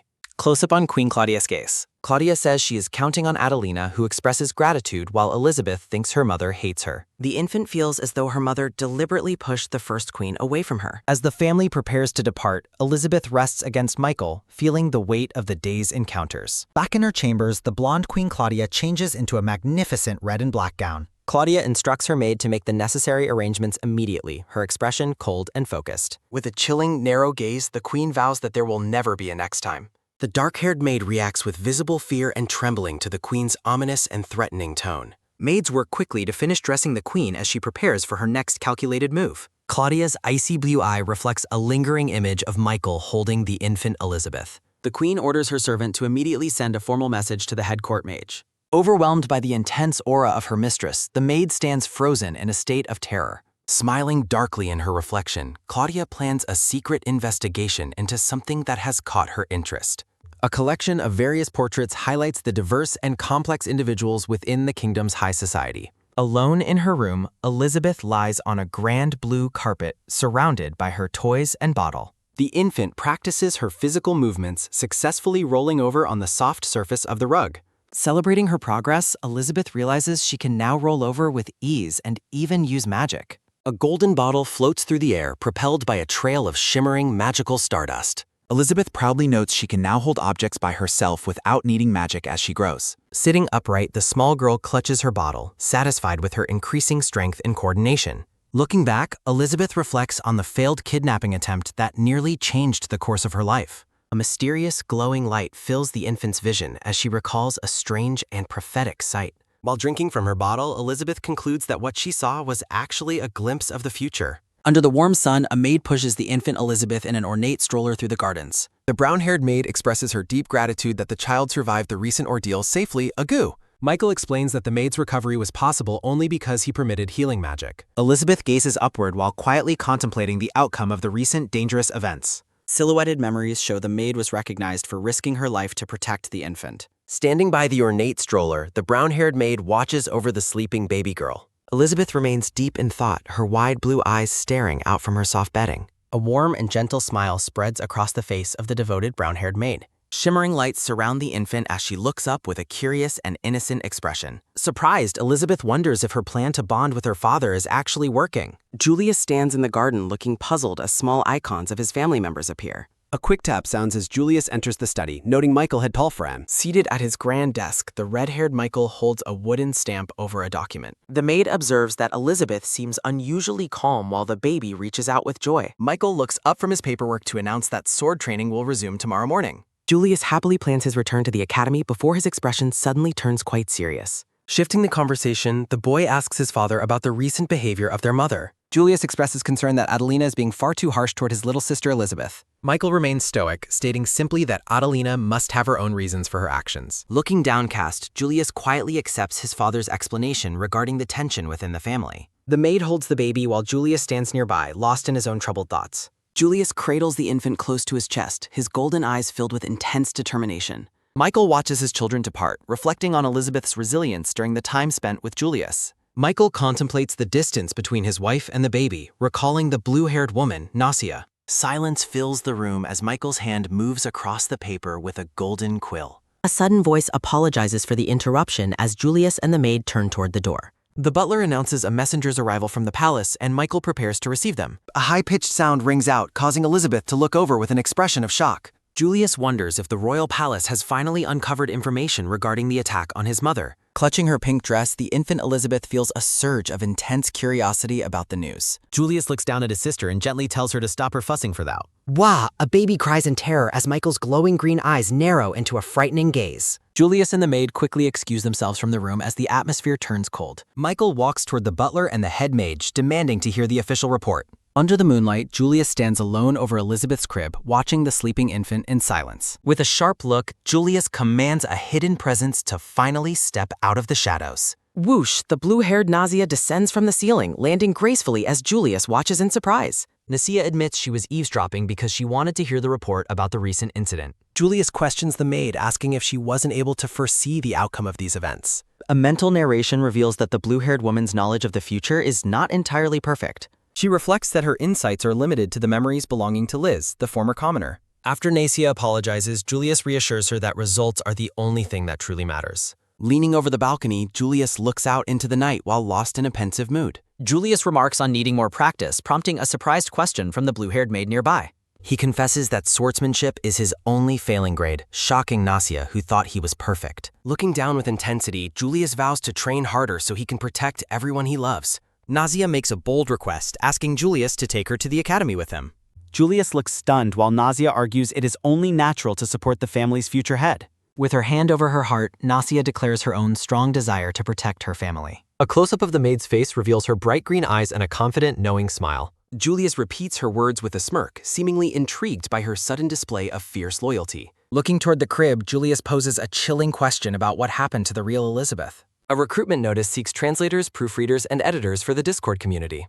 Necria looks upward with a gentle expression while standing in the grand mansion. Julius smiles sadly, deciding he will not ask his sister about her magical abilities. Looking determined, Julius announces that he will go speak with his father, Michael. The blue-haired Necria watches Julius with a contemplative and slightly somber expression. A grand horse-drawn carriage travels across the cobblestone streets of the bustling capital city. Inside the carriage, Michael and Julius sit in silence with the infant Elizabeth resting nearby. Julius reflects on how his father was initially hesitant to take Elizabeth to the academy.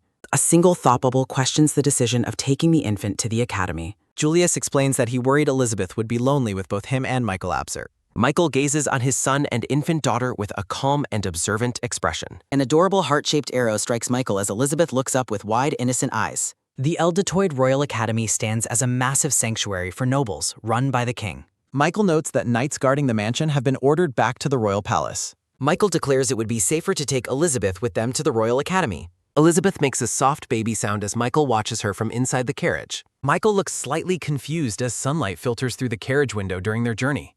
Gazing out, Elizabeth wonders what the environment of a royal academy will actually be like. The infant poses playfully with her hands on her cheeks as Michael remains stoic behind. Julius reads a childcare book, noting that babies grow fast and need plenty of exercise. Michael suggests starting with sword-swinging practice, causing the infant to react with total shock. Julius quickly interjects that such training is too soon while Elizabeth feels a sense of relief. Julius imagines intense muscle training for the baby before the carriage arrives at the academy. The family arrives at the academy gates as a brown-haired woman approaches the carriage. Michael releases a powerful, dark aura as the brown-haired woman greets them at the entrance. The woman conveys that the headmaster wishes to see Michael and asks him to come. Michael carries Elizabeth while walking toward the academy building with a calm and focused expression. Handing Elizabeth to Julius, Michael gives a firm command to protect his little sister. Julius looks up with bright golden eyes and a smile full of affection for Elizabeth. Julius watches as Michael and the academy representative walk toward the large entrance doors. Smiling warmly, Julius asks Elizabeth if she would like to take a look around. Elizabeth responds with a joyful baby sound while Julius carries her through the academy halls. Carrying the infant in a sling, Julius walks down a grand hallway near a window. Nausea suddenly appears in a beautiful brown gown surrounded by shimmering magical white clouds. Julius expresses his surprise that Nausea is able to change into different clothes so easily. Nausea explains her clothes are made of magic, allowing her to change her appearance freely. Students sit in a grand classroom, focusing on their studies at the prestigious Royal Academy. 2 students stand in a classroom discussing their lessons while looking over the school desks. Julius and Nausea walk together through the hallway with Nausea carrying Elizabeth in a basket. Julius points ahead as Nausea looks on with a curious and slightly surprised expression. The Academy Library boasts a massive collection of books that rivals the Royal Palace archives. Nausea exclaims that the library is amazing as Julius leads her into the vast room. A mysterious book glows with an intense pink light atop a pile of other volumes. Nausea reaches out to touch the glowing book, her eyes wide with shock and recognition. Pages of open books reveal intricate, handwritten script and sketches of magical or historical items. A memory shows a young girl watching a man holding a book through a window. A pink-haired boy tells someone to go while the man in the window looks down. The man announces his return while the pink-haired boy looks back with an intense gaze. A hand rests on the leather cover of a book featuring a distinct double eagle crest. A young girl with a bruised forehead sits on the ground crying while clutching a book. Nausea stands alone in the library, looking down at a thick brown book with a pensive expression. Julius asks what happened, but Nausea quickly dismisses his concerns with a nervous and sudden response. Holding the book, Nausea suggests donating the old volumes to an orphanage instead of discarding them. A blonde man watches the pair from across the library as they continue their quiet discussion. Julius asks if they should head to training while the blonde man departs the room in silence.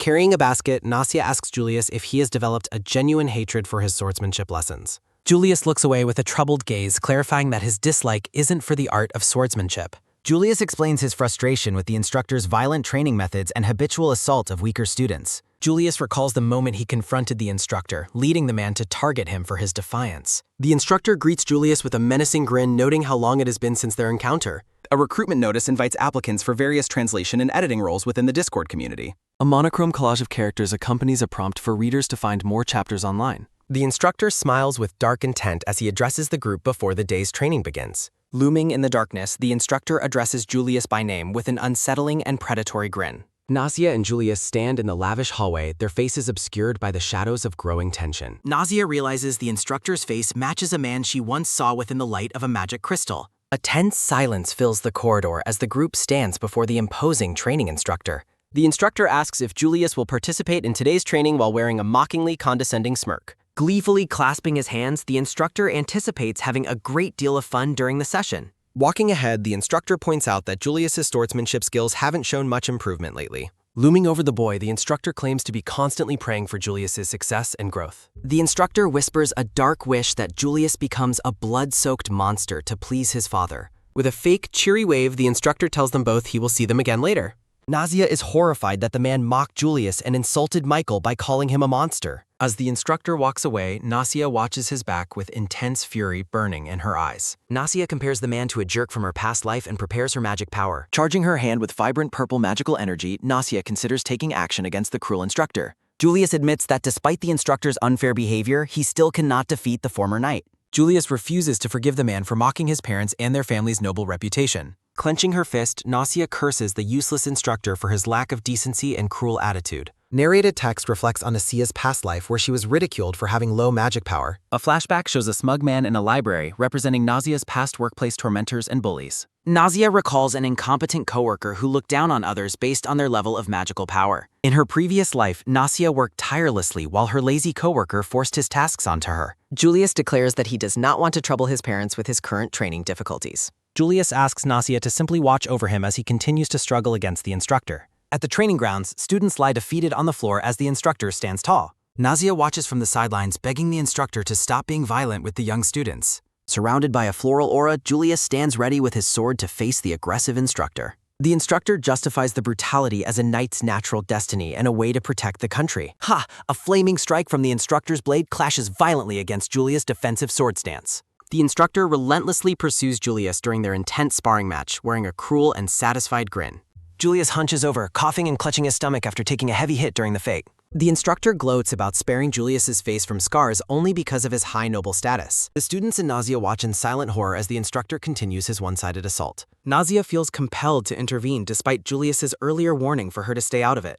A large impact bubble emphasizes the extreme cruelty of the current situation on the training field. Julius lies on the ground, beaten and exhausted with his clothes covered in dirt and grime. Nausea recalls Julius' promise that he wouldn't lose as he remains down on the train floor. Nausea reflects on her sense of helplessness since she is not part of Julius's real family. Julius struggles to pick himself up from the ground, his face and clothes covered in dirt. Narrated text reflects on the long duration of the boy's struggle and his deep-seated internal conflict. Duke Walter stands with his back turned, his imposing figure framed by a radiating, intense light. Flashback narration reveals Julius wanted to be like his father, showing him as a studious young child. Julius recalls working hard to fight like his father and gain his unshakable strength through training.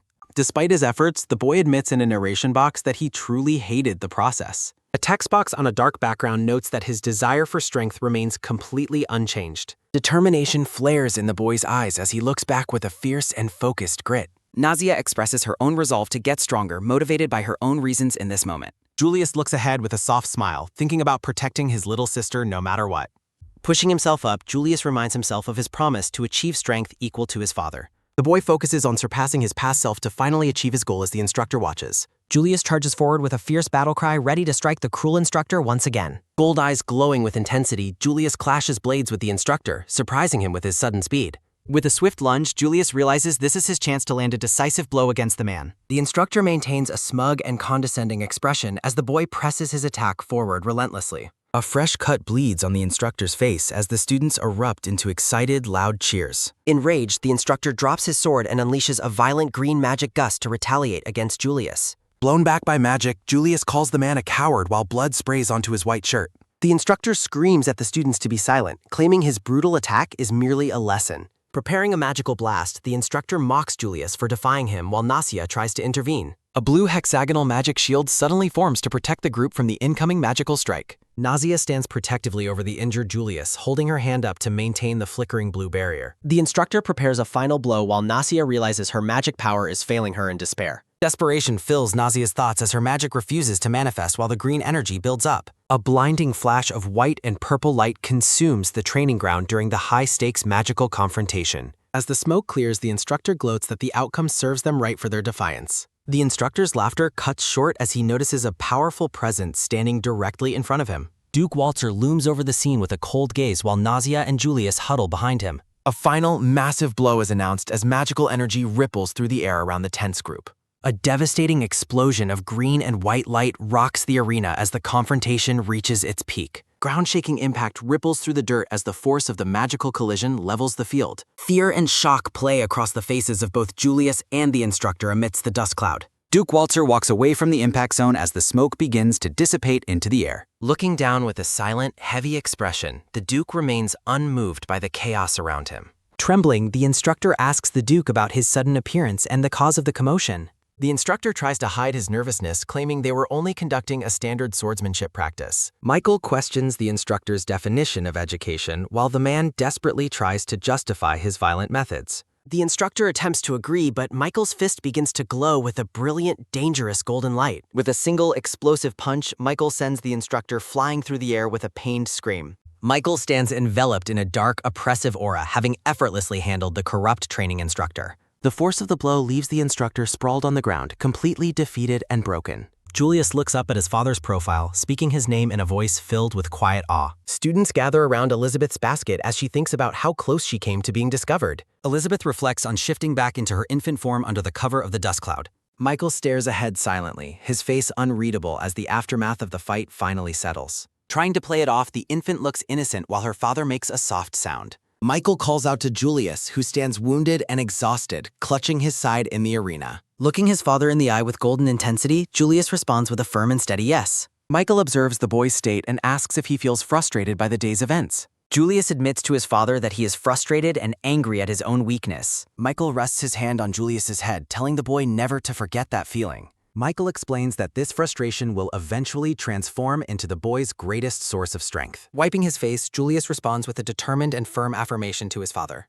Julius vows to protect his little sister as the infant watches him with an affectionate gaze. Following the session, students are tended to on the field while many lie wounded. A student on the ground lets out a painful, low groan while he struggles to move. Gah! A heavy boot presses down on a student's head, forcing him into the dirt floor. The student asks what is happening as his face is crushed against the training field floor.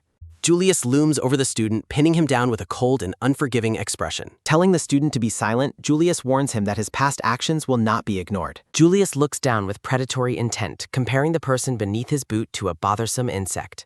Julius commands the other students to clean the area while they watch him in fearful compliance. The students acknowledge the order as Julius holds the infant and continues to stand his ground. Elizabeth looks on with a grumpy and focused expression, her tiny brows furrowed in deep thought. Reflecting on the chaos, Elizabeth wonders why her magic failed to manifest when it was needed. Holding the baby, Julius looks on while she continues to worry about her lack of focus. The infant looks up with wide, curious eyes as she considers the boy's current state. Despite his earlier injuries, Julius offers a gentle and kind smile to his little sister. Julius notices the baby's expressive face and makes a soft sound of amusement. A girl with long brown hair and a ponytail approaches, looking visibly nervous and hesitant. Julius asks the girl if she needs something while she struggles to find her words. Holding out a small container, the girl offers an ointment meant for treating scrapes and bruises. Elizabeth realizes the medicine is a rare and effective product originating from the Bean Kingdom. Text describes the Bean Kingdom as a wealthy and distant nation located across the sea. Visualizing the white spires across the ocean, Elizabeth identifies the girl as an exchange student. The girl stammers an apology, but Julius coldly tells her there is no need for it. Julius bluntly tells the girl to leave if she has no further business with him. Julius calls the girl an eyesore, leaving her stunned while the infant reacts with visible shock. Elizabeth realizes that her brother's social behavior is even worse than she had previously imagined. Flashback narration highlights that this cold behavior was Julius's true nature at the academy. Narrated text recalls Julius being harsh to everyone in his past life except for the prince. Elizabeth hopes that being family will make Julius kinder, but she remains uncertain of the future. Looking up at him, Elizabeth worries that things will only get worse if they stay the same. Julius' cold and distant expression looms over the infant as she contemplates his complicated character. Elizabeth realizes the boy's distance in her past life wasn't just due to his father's influence. Currently acting as his sister, Elizabeth feels the need to bridge the gap between them. Julius looks down at the baby with a questioning expression as she reaches out.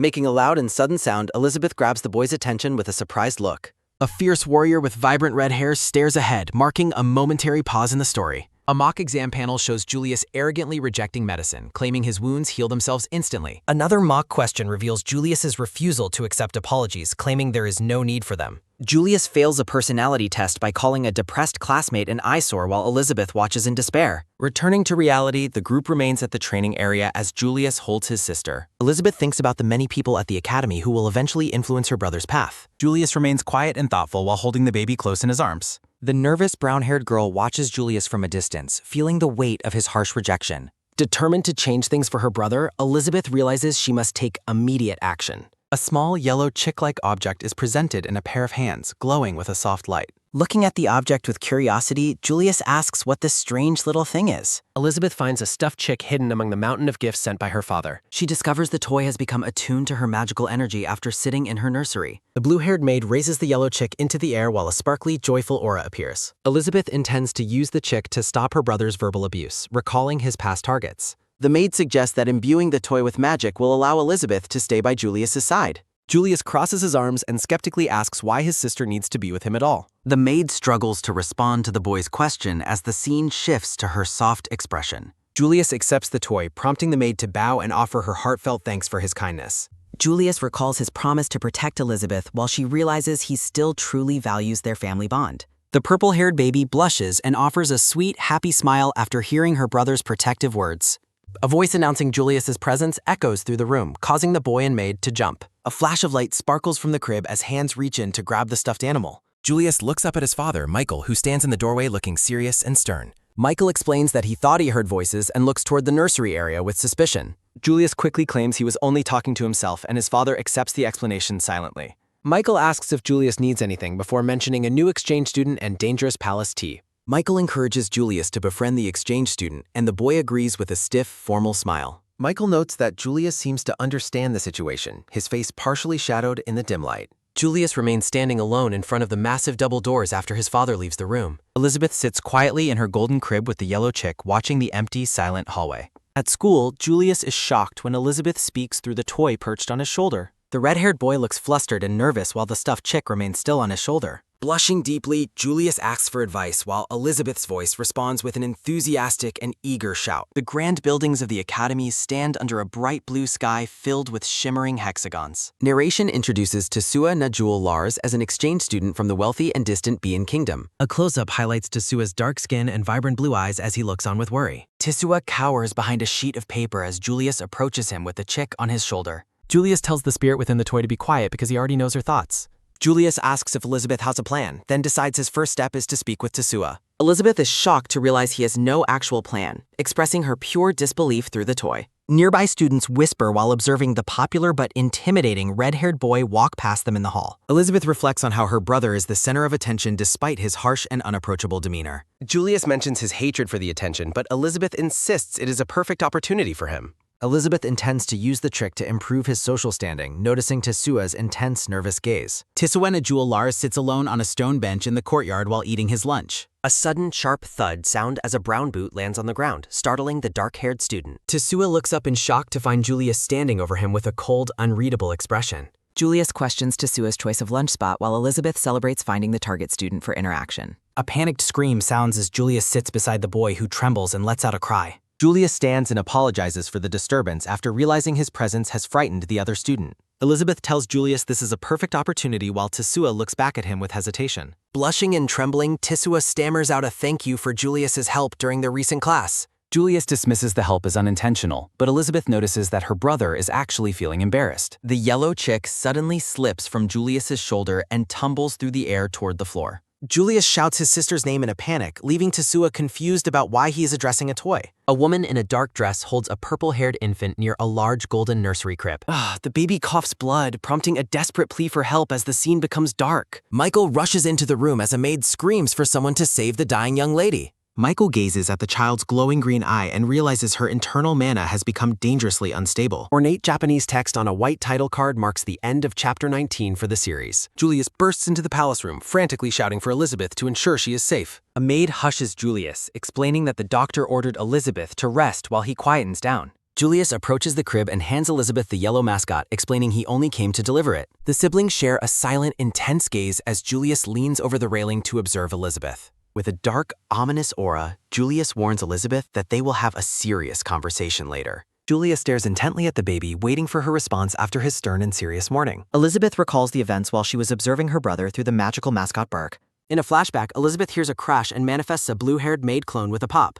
A sudden whoosh sounds as the blue-haired clone is startled by something while investigating the disturbances. A bright flash erupts over the crib as the magical clone vanishes, leaving Elizabeth feeling drained. Elizabeth lies weakly in her bed, struggling with the physical toll of her high-level magical exertion. A brown-haired maid gasps in shock as she enters the room and finds Elizabeth in distress. The real blue-haired maid stands before Julius, expressing her concern regarding the current situation with Elizabeth. The maid apologizes for the inconvenience of having Julius leave his school activities earlier than planned. Julius dismisses her apology, stating that the interruption does not matter given his sister's condition. Julius relays his father's explanation that the baby's condition is just temporary mana instability during development. Julius softly smiles as he remembers his sister is still a baby, but then notices something strange. Julius points out the shimmering light, asking the glowing maid if Elizabeth's mana is becoming unstable again. A brilliant white light suddenly floods the room as the magical phenomenon intensifies before Julius's eyes. Julius stares in disbelief at his sister, realizing the true nature of the magic she just used. Julius issues a stern command forbidding Elizabeth from ever using her high-level clone magic for now. Julius explains that creating clones is dangerous, abnormal magic that a baby should not be using. Elizabeth gives a soft squeeze to her yellow mascot as she processes her brother's strict new rules. Julius checks on the mascot while Elizabeth explains that the bird is protected by a magic stone. A purple gem glimmers on the yellow mascot as Elizabeth smiles despite her brother's grumpy expression. Elizabeth reaches out toward Julius from her bed, cheering as she successfully placates her worried older brother. The scene shifts to the Grand Academy grounds where students are gathered during a bright, sunny day. Julius walks through the palace hallway with the mascot on his shoulder, reflecting on his sister's safety. A sharp click sounds as Julius opens the classroom door to attend his scheduled morning lectures. A brown-skinned girl with red hair stares in stunned silence as Julius enters the academy classroom. The girl looks flustered, her face flushing red as she lets out a startled, breathless sound. She sweats profusely as she watches Julius, who remains entirely unaware of the effect he has. Julius maintains a stoic and focused expression as he moves toward his seat in the lecture hall. Pausing for a moment, Julius offers a polite morning greeting to his visibly trembling and nervous classmate. The girl's blue eye dilates in shock, completely captivated by the casual charm of the young lord. Julius continues walking past the rows of desks as his presence continues to fluster the surrounding students. Elizabeth teases Julius through the bird mascot about his growth, but he irritably tells her to hush. The class proceeds as the instructor points to a map while Elizabeth watches from Julius's open textbook. Julius remains focused on his studies, though he seems slightly distracted by the bird's constant commentary. The red-haired girl diligently takes notes, occasionally glancing toward Julius with a shy and admiring smile. Later, Julius approaches the girl outside the academy building to discuss the matter from the previous day. Julius apologizes for their interrupted talk while Elizabeth is shocked that her cold brother is actually apologizing. The girl stutters nervously while Elizabeth notes that her brother's classmate is sweating an incredible nap. Julius mentions his knowledge of the girl's skill in healing magic and medicinal plants, which surprises her. Julius acts cool about his knowledge while Elizabeth encourages him to be much friendlier to the girl. Standing on the garden path, the girl explains her dream of combining magic and medicine for everyone. Elizabeth listens as the girl reveals that most healing magic is currently restricted to the kingdom's nobility. That night, King Michael watches over Elizabeth's crib, receiving a report on her health from the doctor. Michael questions the doctor about other potential causes for the baby's rare and concerning mana instability condition. The doctor warns that Elizabeth's case is rare and urges the king to remain extremely careful. Julius strokes Elizabeth's head, telling her not to push herself while she makes soft noises. Michael leans over the crib, declaring Elizabeth will become the light of the Walter family. A thud sounds as Elizabeth sleeps peacefully, a blue glow appearing above her small head. An intense red-haired girl with glowing eyes stares ahead against a background of announcement text. Bright light shines over a grand white palace as a voice calls out for Elizabeth. Julius stands in a decorated hall looking surprised as he hears someone mention a specific name. Julius looks on in confusion, wondering why he heard his new acquaintance's name hauled out. Elizabeth reaches for the yellow chick while thinking about the exchange student arriving at the academy. Looking at her brother, Elizabeth expresses surprise that he has already called the student by name. Elizabeth excitedly holds up her toy and cheers for her brother's social progress amidst sparkling stars. Julius blushes and explains that his father gave permission to introduce Elizabeth and encouraged reliance. Elizabeth gleefully raises the chick and commands her brother to behave himself while at school. Julius crosses his arms and jokingly orders a ban on clones, leaving Elizabeth completely bewildered. Standing by the crib, Julius mentions that their father is currently away at the royal palace. Elizabeth suggests visiting their mother, while Julius silently worries about her potentially collapsing from overwork. Elizabeth tilts her head curiously, but Julius quickly dismisses his earlier thoughts as being nothing important. The maid watches fondly as Julius and Elizabeth hold a spirited strategy meeting for entertaining Tesua. A text bubble identifies the grand blue-domed white building as the residence of the kingdom's chancellor. A maid informs the chancellor, a blue-haired woman, that Duke Walter has just arrived. The chancellor orders the visitor to be let in as a polished brown boot steps in sack. Michael stands tall in his formal red and blue military uniform, looking composed and very stern. Michael asks about the chancellor's health, prompting her to remark on how rare his concern is. The chancellor thanks Michael for the medicinal tea leaves, noting they have helped her feel better. Michael mentions the tea's health benefits while the chancellor admits it makes her body feel lighter. Julius's father suggests the chancellor is overworking, while she explains that she tires more easily. Michael mentions hearing that Julius made a friend from Beyond, noting that news travels very fast. The chancellor recalls being thanked for her son's actions at the academy during international relations talks. Michael asks to be informed of such news sooner, and the chancellor promises her best efforts. Michael hopes this news will silence nobles who are reluctant to form ties with the Bean Kingdom. Narration explains that while most nobles are moderate, some greedy ones seek to profit from more. Michael reports that Elizabeth has recovered, leading the chancellor to decide that no further reports are necessary. After stating he has business with the knights, Michael leaves as the chancellor resumes her work. Julius and Tesua sit at a round table under a grand gazebo for an outdoor tea. Tesua looks visibly nervous and sweats while sitting across from Julius at the elaborate tea table. Julius introduces Elizabeth to Tesua while she smiles brightly and holds her favorite yellow chick toy. Elizabeth chirps a greeting to Tesua, who stands up suddenly and looks overwhelmed by her cuteness. Tesua blushes deeply and covers his mouth, thinking about how adorable the young girl is. A delicate teacup is filled with a fragrant purple-tinted liquid that shimmers under the sunlight. Julius notes that the tea is from Tesua's home country, hoping to make him feel more comfortable. Drinking his tea, Julius explains that he chose something familiar to put his guest at ease. Tesua holds the warm teacup with both hands, still looking a bit hesitant and quite shy. Looking down into his cup, Tesua blushes even harder as he experiences Julius's unexpected and thoughtful kindness. Elizabeth watches the interaction with wide, sparkling eyes, looking delighted by the blossoming friendship before her. Julius mentions that their father originally gave these specific tea leaves to their mother for her health. Julius explains that he brought the tea because he thought it would help with his mother's overwork. Looking at his guest, Julius simply states that he is grateful for the help and the friendship. Tesua shyly dismisses the praise while Elizabeth smiles warmly while cuddling her stuffed yellow chick toy. A pink container suddenly slips and falls through the air as Elizabeth watches in wide-eyed shock. A sharp clatter sounds as the container hits the stone floor, catching Julius and Tesua's immediate attention. Julius calls out his sister's name in alarm as Elizabeth suddenly looks pale and visibly unwell. Julius points at Elizabeth while Tesua explains her illness involves gradual mana depletion. Panicking, Julius asks what occurs once the symptoms of the illness finally manifest. The garden stands quiet as the two boys discuss the grave situation near the crib. A grim realization follows as the condition is revealed to be fatal within years. Elizabeth stares with wide, glowing eyes while a chilling warning states there are no exceptions. The infant struggles in her sleep, her face flushed with heat and discomfort. Julius orders the maid to summon a doctor and alert his father at the palace. Elizabeth's condition worsens as she trembles, her small body reacting to unstable energy. Julius watches over his sister's sleeping form with a face full of worry and guilt. Tesua mentions historical records of people surviving for several years despite the disease. Looking directly at Julius, Tesua expresses doubt that Elizabeth can survive that long. Tesua explains that healthy humans normally convert their magic power into vital life force. A ghostly silhouette illustrates how Necria disease causes one's life force to drain away. Julius stares into the distance, his eyes glowing as he fears for his sister's future. Ornate Japanese text on a white card signals the beginning of Chapter 21.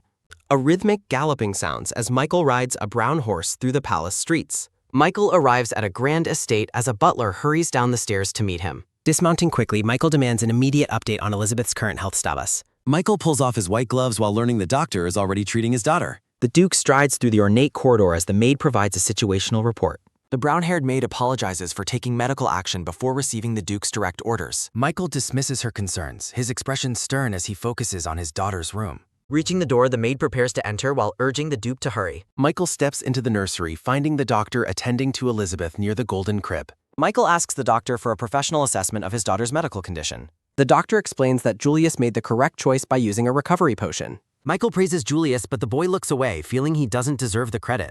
Julius looks on with a pained expression, seemingly wanting to confess something important. A fearful Tesua trembles as the imposing Duke stands over the baby's crib. The brown-haired doctor looks down with a somber expression as he prepares his diagnosis. The doctor delivers the devastating news that the young lady is suffering from Necria disease. Michael closes his eyes in silent grief after hearing the name of the fatal illness. Standing by the crib, Michael acknowledges that the recovery potion provided only temporary relief. The doctor admits that his best efforts were unfortunately not enough to cure the infant. Michael commands that the secret of Elizabeth's illness must remain strictly confidential. The doctor and Tesua bow low before the Duke as he prepares to leave. Michael stares intensely at Tesua, demanding a full explanation of the boy's medical knowledge. A tiny, terrified Tesua stammers out a polite thank you while retreating into the curtains. A red-haired girl with glowing green eyes stares ahead with a fiercely determined expression. The scene shifts to an overhead view of Elizabeth sleeping peacefully in her small crib. Elizabeth rests under her blanket, though a bead of sweat shows her lingering fever. A dark void represents a memory of intense dizziness and overwhelming nausea. A woman with gray hair sits buried under mountains of paperwork in a dimly lit office. She forces herself to work through the exhaustion to avoid more tasks from the nobles. A man points a finger and shouts orders, demanding that work be finished without delay. Desperate thoughts reveal a deep loneliness and the absence of anyone to offer help. A dark-haired man laughs mockingly while claiming commoners must simply obey their noble superiors. A sharp thud sounds as a hand slams against the desk, failing to find support. The gray-haired woman collapses forward, finally overcome by the crushing weight of her duties. A final reaching hand fades into the dark as the tragic memory concludes. A sudden sharp thud sounds as the blue-haired woman collapses onto the stone floor. Plunged into a disorienting void, a single, confused question echoes through the heavy silence. Paralyzed by a sudden and overwhelming weakness, the woman realizes her body won't move. Deep within the suffocating darkness, she questions why this tragedy is happening to her. She collapses further into the abyss, her heart filled with a sense of total despair. Reaching out one final time, she desperately tries to grasp onto her fading consciousness. Elizabeth opens her eyes and looks up with a look of pure, innocent wonder. Michael reassures the infant that everything is all right while Julius watches from the side. Looking down at his daughter, Michael solemnly swears he will find a way. A red-haired girl with glowing eyes stares ahead with a look of intense determination. Julius and Elizabeth stand back to back, ready to face the uncertain future of their family. A table overflowed with delicious treats sets the stage for a formal social gathering. Julius asks if the Lars family researches Necria, but Michael confirms they do not. Michael expresses his deep gratitude to Tesua for taking action to save his daughter. Julius turns to his father with a look of deep concern and silent curiosity. Michael looks back at his son with a calm and composed military bearing. Julius looks on with a small, hopeful smile as he considers their next moves. Michael acknowledges his son's words with a curt and formal signal of understanding. Julius admits his shock that Tesua possessed the specific knowledge required to suppress magic depletion. Tesua explains that a magic stone is the key to slowing down the depletion process. Julius remarks on the miracle of finding a stone that is perfectly compatible with Elizabeth. A sudden realization strikes Julius as he turns his head in shock toward his father. Julius asks his father if there are any magic stones currently available for them. Michael gives a firm command for the necessary items to be brought to them immediately. A loud thud sounds as a servant places a massive, ornate wooden chest before them. Julius and Tesua peer into the open chest with expressions of absolute, wide-eyed disbelief. Looking at the contents, Julius asks if the glowing gems are supreme magic stones. The chest is filled to the brim with a glittering pile of radiant purple crystals. Julius asks his father where he could have possibly obtained such a massive treasure. Michael explains the king granted him a small portion after a magic crystal discovery. Julius and Tesua are stunned that Michael considers this vast fortune to be small. A radiant purple magic stone glows beside Elizabeth as she rests in her nursery. Soft purple energy swirls around the infant, providing a protective and healing aura. Elizabeth stares into the crystalline surface of the stone, her own reflection looking back. Julia spends late nights in the library researching cases of the rare and fatal disease. Narration explains that Necria is a mysterious illness that only affects women without cause. Elizabeth sleeps peacefully under her blanket while the magical stone continues to hum softly nearby. A sudden, sharp noise causes Elizabeth to wake up with a loud and startled "ah." Elizabeth looks toward the door with a bright and curious expression as it swings open. Michael steps into the brightly lit room, his eyes fixed on his recovering young daughter. Elizabeth chirps a happy greeting, letting her father know that she is feeling much better. The infant giggles joyfully and reaches out to hold on to her father's large, strong hand. A maid nervously asks if it is safe to keep such a powerful artifact nearby. Michael instructs her to ensure the stone touches Elizabeth's skin if her symptoms return.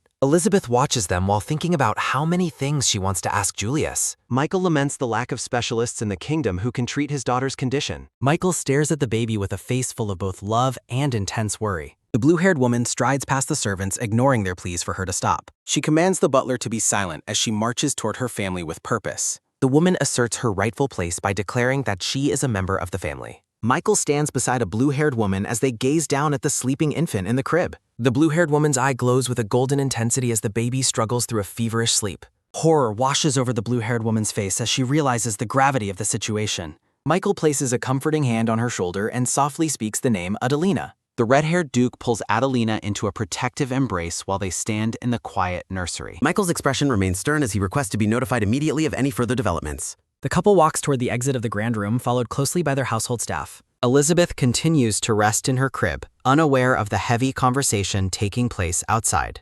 The infant suddenly wakes with a start, her small heart racing from a frightening nightmare. Outside the nursery doors, Michael and Adelina stop to address the serious nature of the diagnosis. Distraught, Adelina declares that her own well-being is irrelevant compared to her daughter's survival. Michael urges her to maintain her composure to avoid triggering another one of her medical attacks. He reminds her of her duties as Prime Minister and the importance of the upcoming meeting. Adelina acknowledges her responsibilities but admits she cannot reconcile with the tragedy of the illness. The scene shifts to the sickly baby, reflecting on the extreme rarity of Necria disease. Tears stream down Adelina's face as she laments that her daughter must suffer from the same affliction. A promotional banner features a dark-haired man and a brown-haired girl standing back to back. Elegant Japanese text framed in gold marks the beginning of the 23rd chapter. Ornate text on a black background introduces a member from a branch of the Walzer family. A woman with long, vibrant pink hair stands in a garden, her back turned to the viewer. A hand reaches for a lock of the woman's hair as she recounts contracting the disease before her debut. Narration explains that her recovery took place at a villa located in a neighboring country. Lying in a bed surrounded by dark roses, she describes her slow approach toward a certain death. After losing her magical capabilities, she was discarded and cast out from her noble family circle. A black-gloved fist clenches tightly, embodying the deep humiliation she felt during her exile. She recalls the intense resentment she held for the nobles who valued nothing but magical power. In her moment of despair, a man in a white military uniform suddenly appeared before her. Michael identifies himself as a rising knight and offers to buy her unique talents and abilities. A pair of hands clasped together, symbolizing her determination to take control and change her own fate. She recounts her triumph in achieving the top score on the prestigious civil official entrance examination. Despite her ongoing health struggles, she eventually found happiness and established her own family. Adelina looks radiant and hopeful while wearing a beautiful white wedding gown and holding a bouquet. Back in the present, Michael stands by the door as they both grapple with the word Necria. Haunted by guilt, Adelina wonders aloud if she is responsible for her daughter's condition. Michael reassures her that the disease is not always passed down through hereditary lines. He holds her once more, providing a steady presence in the face of their shared grief. Michael notes Elizabeth's vast magic power, but warns that the stone provides only a brief reprieve. Adelina finds her resolve, vowing to find a way to save her child no matter the cost. A close-up shows Michael's hand squeezing her shoulder as he notices a shift in her demeanor. Looking at her with a soft smile, he remarks on how much she has changed over the years. In the nursery, a purple magic stone sits near the crib where Elizabeth is finally resting. Narration describes a society where magical power is the sole measure of a noble social standing. Dark shadows represent the strict suppression of any public information regarding the fatal Necria disease. Because of the need for secrecy, the household staff is kept small and highly controlled. The number of servants in the Walzer estate was decreased even further to protect the family secret. A brown-haired maid looks on with a kind expression as she checks on the infant's needs. She gently asks the baby if she's experiencing hunger or requires a fresh diaper change. Elizabeth's tiny hands reach out toward the glowing purple stone resting on the bed beside her. The maid apologizes for the delay and prepares to swap out the magical stone for a new one. A soft purple glow emanates from the crib as the maid watches over the vulnerable young lady. The maid apologizes to Elizabeth, promising to be much more careful in the nursery. Elizabeth finds her infantile limitations and lack of mobility to be incredibly frustrating and inconvenient. The infant reflects on the strange experience of finally being reborn into a new life. Julius brings toys to the crib, trying to cheer up his visibly grumpy little sister. Elizabeth mentally screams about her desperate desire to walk while kicking her tiny feet. A quiet moment of reflection passes in the grand, gold-trimmed nursery after her outburst. Julius looks down at Elizabeth, who rests beside her glowing purple magic stabilizing stone. Julius and Tesua stand in the nursery, with the brown-haired boy carrying a large bag.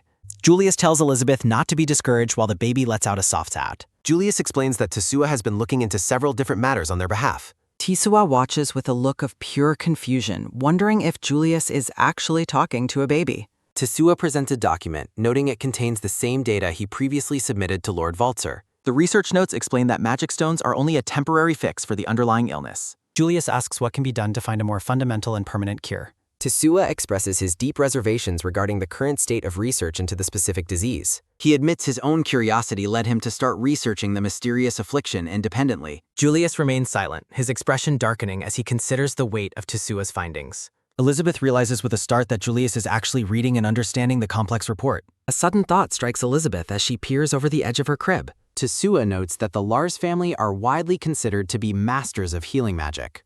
Elizabeth lets out a sharp cry to grab the attention of the two young boys. The infant waves her arms excitedly, chirping at her brother to get his focus back. Julius is pleased by her energy, though Elizabeth still finds her helplessness way too inconvenient. In a dimly lit room, a blonde noblewoman reviews reports while an assassin kneels nearby. She acknowledges the news of the Walzer daughter's illness with a calm, calculating demeanor. A sinister smile spreads across the face of the hooded man as he receives his instructions.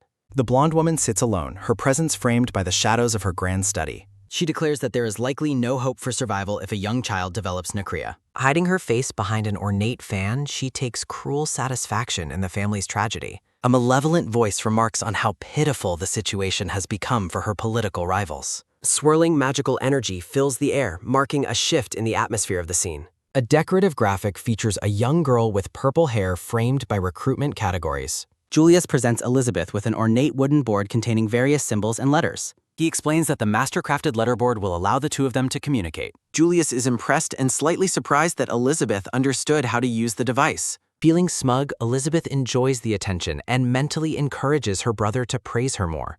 Julius mentions that research into a cure was suspended in a very unnatural and suspicious manner. Elizabeth listens intently while Julius explains how the sudden halt made Tesua very suspicious. A maid informs the young master that he has a visitor waiting to see him. Julius looks toward the door with a calm and welcoming expression on his face. The maid stands by the door, ready to admit the friend into the private nursery. A brown shoe steps firmly onto the carpet as the visitor makes a swift entrance. Tesua rushes into the room, looking visibly agitated as he searches for Lord Julius. Looking frantic, Tesua announces that he has an urgent report that needs to be heard. In a separate meeting, a dark-haired man discusses the association between the respective sons. He laughs while discussing his family's special products, maintaining a friendly social facade. Michael's expression hardens as he brings up the serious topic of the Necria disease. The dark-haired man's smile vanishes as he somberly confirms there is no known cure. Michael challenges him, citing the Lars family's legendary reputation for being able to cure anything. Michael's eyes glow with a terrifying blue intensity as he stares down the sweating nobleman. Michael ponders the dark implication that the affliction might not be a simple illness.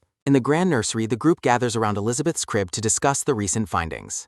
Julius notes that Elizabeth is observing them closely as the brown-haired maid stands by him. A sharp click sounds as the maid stands by the door, catching the boy's attention. Tisua urgently announces that he has discovered why the research into the disease was suddenly stopped. Julius questions the reason for the suspension as Tisua reveals it wasn't actually a disease. Tisua explains the condition was likely sorcery, suspecting it might be a type of curse. He notes his family abandoned the theory, prompting a surprised question from the pink-haired boy. Tisua recounts finding a journal stating the Eltidode Kingdom's royal family took over the research. A sudden realization strikes, punctuating the silence of the room with a sharp shock. Julius stares in disbelief while the infant Elizabeth watches from the crib with wide eyes. Elizabeth recalls seeing reports about this specific affliction during her previous life in the library. She ponders the implications of the rare disease actually being an intentional and malevolent curse. Bright blue energy swirls around Elizabeth as she wonders who cast the curse and when.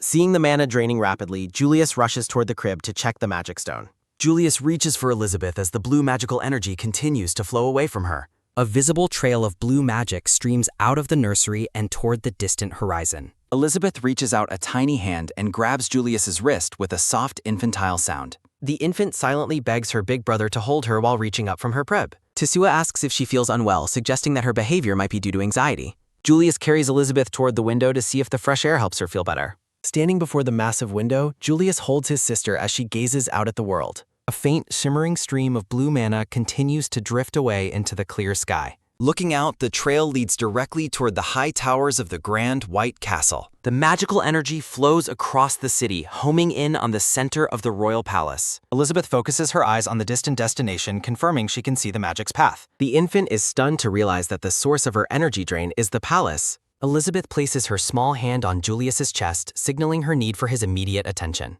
In the background, the boys watch Elizabeth as she prepares to use her communication board. Julius holds the board for Elizabeth, who looks up at him with a serious expression. Using the letterboard, Elizabeth explains that the cause of the curse is in the palace. Julius looks at the board in silence, absorbing the weight of his little sister's revelation.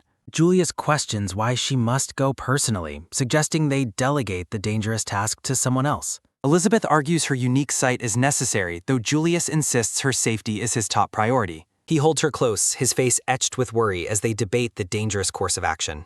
Enraged by the idea, Julius's power surges as he flatly refuses to allow her to go. Elegant text marks the transition to the next chapter of the family's dark and unfolding struggle. A red-haired man reflects on the royal family's involvement in the suppressed research of the disease. He questions if the curse originated within the Eltord Kingdom, noting the Lars family's lack of sorcery. Michael realizes the curse targeted his family and others, not just his wife and young child. He recalls other noble families who suffered from the same mysterious and devastating affliction. Michael questions the royal family's negligence, suspecting a deep and calculated betrayal by the crown. The red-haired man declares that a root cause must exist for such widespread and targeted suffering. Furious, the emperor vows to burn the entire country to ashes to fulfill his royal responsibility. Magical sparks and embers fill the air, reflecting the growing heat of the emperor's righteous fury. Back in the nursery, the siblings remain by the window as the heavy conversation continues. Julius continues his stern refusal, emphasizing that another seizure could prove fatal for the young girl. Elizabeth reflects on the rarity of her mana-seeing ability, which is usually limited to palace magicians. She considers the difficulty of asking high-ranking officials for help with such a sensitive, secret matter. A weary sigh escapes as Elizabeth looks down, determined to find a way to save herself. The pink-haired boy firmly rejects the proposal, his eyes wide with a resolute and protective intensity. Julius questions the feasibility of entering the palace, while the infant girl responds with a grumpy pout.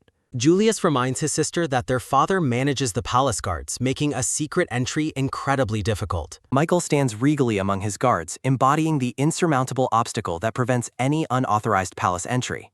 Determined to bypass the guards, the infant girl prepares to use her magic and infantile brute force. Julius quickly scoops up his sister as she lets out a loud, spirited cry of protest. Purple energy flares from the magic stone as the infant girl mentally demands to be released. A blue-haired girl appears, holding the infant while Julius looks on in a moment of quiet cooperation. The blue-haired girl expresses her desperate hope for survival, refusing to succumb to a fate of death. Julius watches the blue-haired girl with a look of soft realization as she stands before him. Cradling the infant, the blue-haired girl declares her unwavering resolve to fight for her life until the end. Julius stares at her, his expression softening as he recognizes the familiar fire of a Valtzer member's spirit. Julius acknowledges the blue-haired girl's spirit as a true Valtzer trait, while Elizabeth begins to signal her next thought. Julius stands with newfound determination, matching the competitive spirit of his sister as they prepare for the task. 4 guards stand at attention before the grand arches of the palace as evening settles over the capital. A rhythmic tap of footsteps alerts a palace guard who watches the approach with a surprised and curious gaze. The guard raises a hand and commands a halt to the 2 cloaked figures approaching the palace grounds.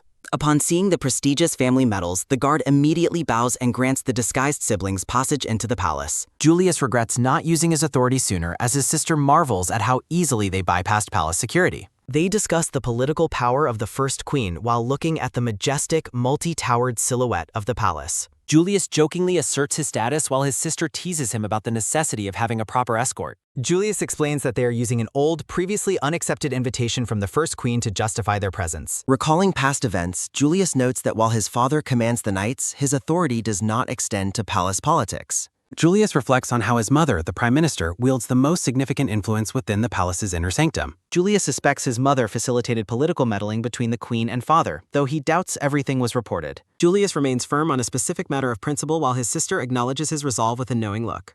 A shimmering stream of blue mana flows past palace staff, catching the blue-haired girl's attention and causing shock. Michael walks through the palace corridors with a guard, his presence commanding and stern as they discuss official matters. Spotting their father in the distance, the 2 siblings duck behind a pillar in a frantic effort to remain unseen. Michael pauses, his sharp eyes scanning the hallway as if sensing a familiar presence nearby, causing the air to tense. Peeking from her hiding spot, the blue-haired girl spots a glowing book that radiates with a soft, magical light.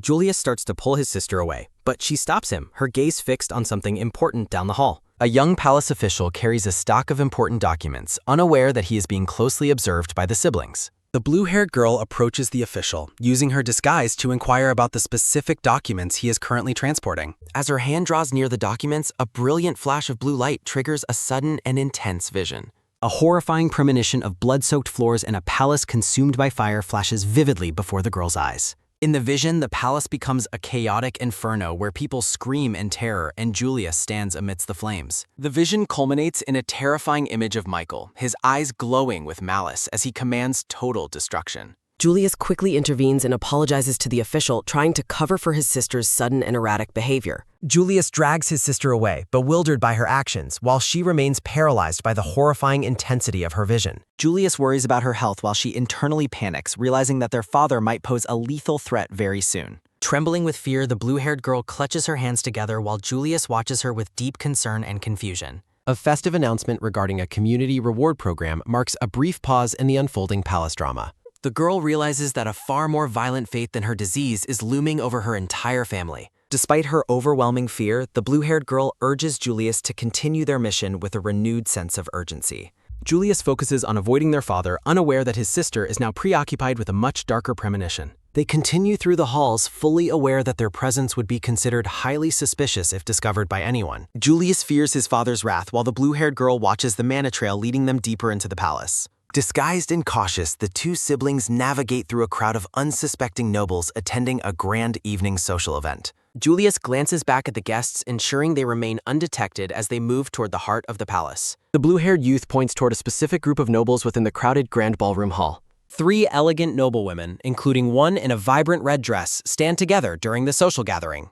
The blue-haired youth identifies the first queen consort while searching for the curse's hidden medium. A noblewoman holds a vibrant red fan, her face partially obscured by its many delicate folds. Guests mingle in the grand ballroom, surrounding a blonde-haired man who holds a single wineglass. Michael, the red-haired man, stands tall in his blue uniform, looking down with a stoic gaze. Michael approaches the blonde-haired man, Arthur, as they walk along the palace's very ornate hallway. Arthur asks for a security report, praising Michael's perfect vigilance during their very formal stroll. The blonde-haired man, Arthur, looks off to the side with a very calm, contemplative expression. Arthur shares his personal insights, acknowledging his limitations while addressing Michael during their private conversation. Michael mentions a rumored curse involving the royal family, causing Arthur to pause and reflect. Michael challenges the blonde-haired man, asking if His Majesty is aware of the palace troubles. Arthur Fia Tel Eltode expresses his total devotion to his duties, placing a hand over heart. Narrative text describes Arthur as a popular and benevolent leader despite being called the cold-hearted king. The text explains that the Valtzer family supports Arthur's faction due to his merit-based palace policies. A framed portrait shows Arthur standing affectionately with a dark-haired woman surrounded by soft pink roses. Michael emphasizes the urgency of the matter, requesting an immediate investigation into the suspicious events. Arthur promises to look into the situation once things have calmed down following the gathering. Michael insists that they need it done immediately, his intense green eyes fixed on King. Arthur understands the sentiment, but notes that victims of the disease are very few indeed. A woman in a purple dress approaches, drawing Arthur's focus away from the serious political discussion. Arthur's demeanor shifts as he greets his destined rose, expressing a need to see quickly. A tense silence follows as Michael clenches his fist, a crackling sound echoing through hall. Guests notice the tension while a hand grips a fan, sensing the shifting mood in ballroom.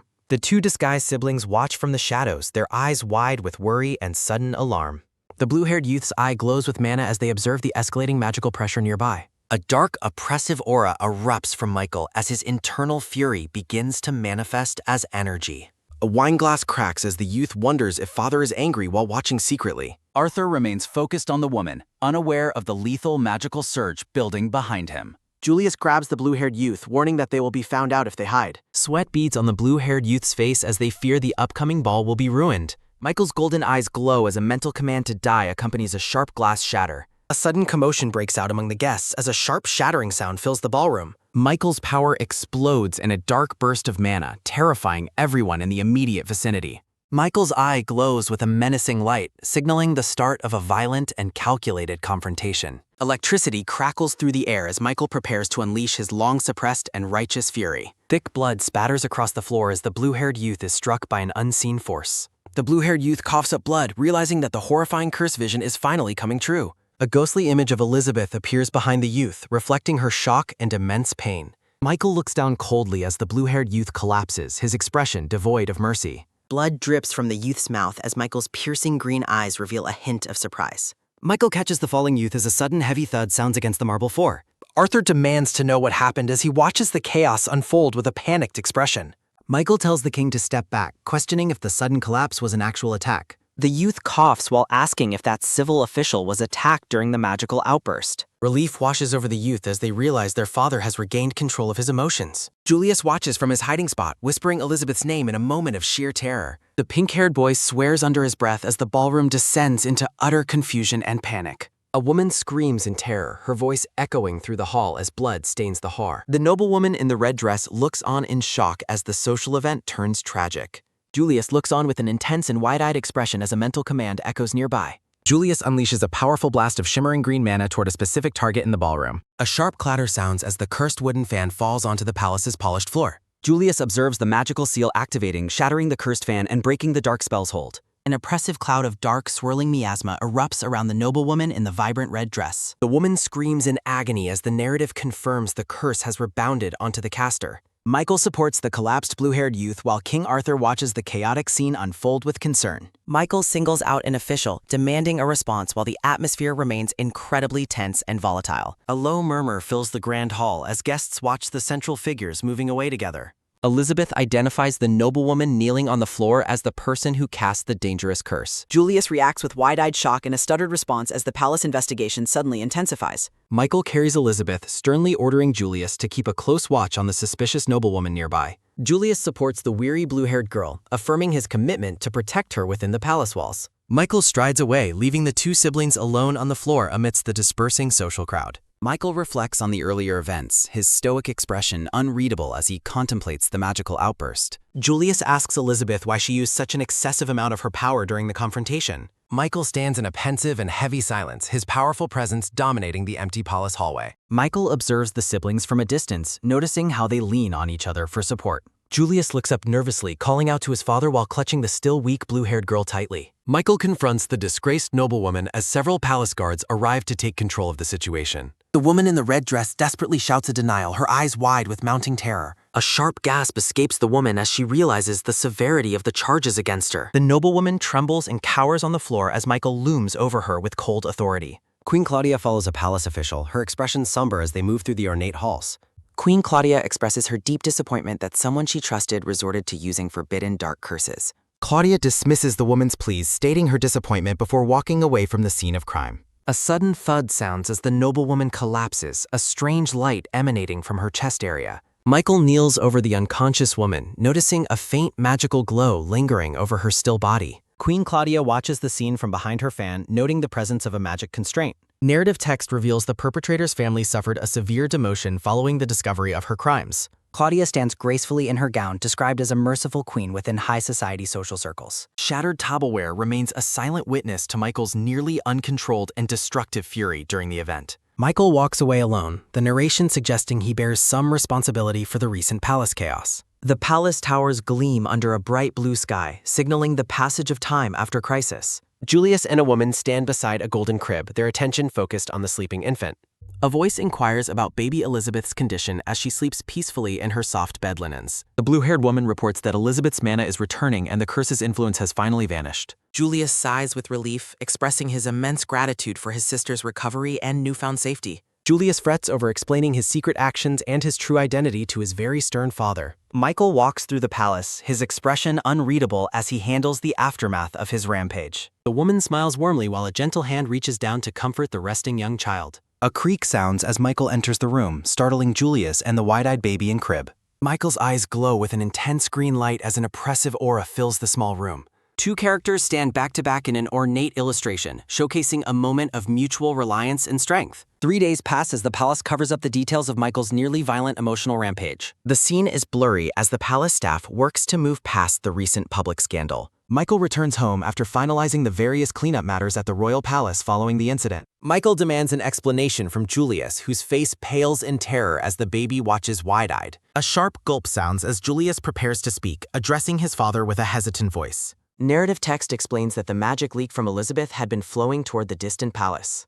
Julius reflects on the night he discovered he could perceive the flow of mana. The pink-haired boy realizes that intense focus allows him to sense dormant magical powers. Julius watches the rainy sky while Elizabeth playfully insists that her brother is telling the truth. Michael stands over the crib as the two children prepare for a serious discussion. Michael's eyes glow with a menacing intensity as he questions the validity of Julius's claim. Julius defends himself against his father's skepticism while baby Elizabeth begins to fuss and crow. The tension breaks slightly as they wonder if the baby's distress is just a wet diaper. Adelina gently cradles the purple-haired baby while Michael and Julius stand in the nursery. Michael asks if the royal insignias were successfully recovered, and Julius confirms they are safe. Julius hesitates for a moment, appearing nervous as he prepares to address his father again. Michael stands with a commanding presence amidst the luxury of the royal nursery. The red-haired man explains that items issued by the royal family require very specific handling. Michael describes the special processing involved with the insignias as Elizabeth watches him with interest.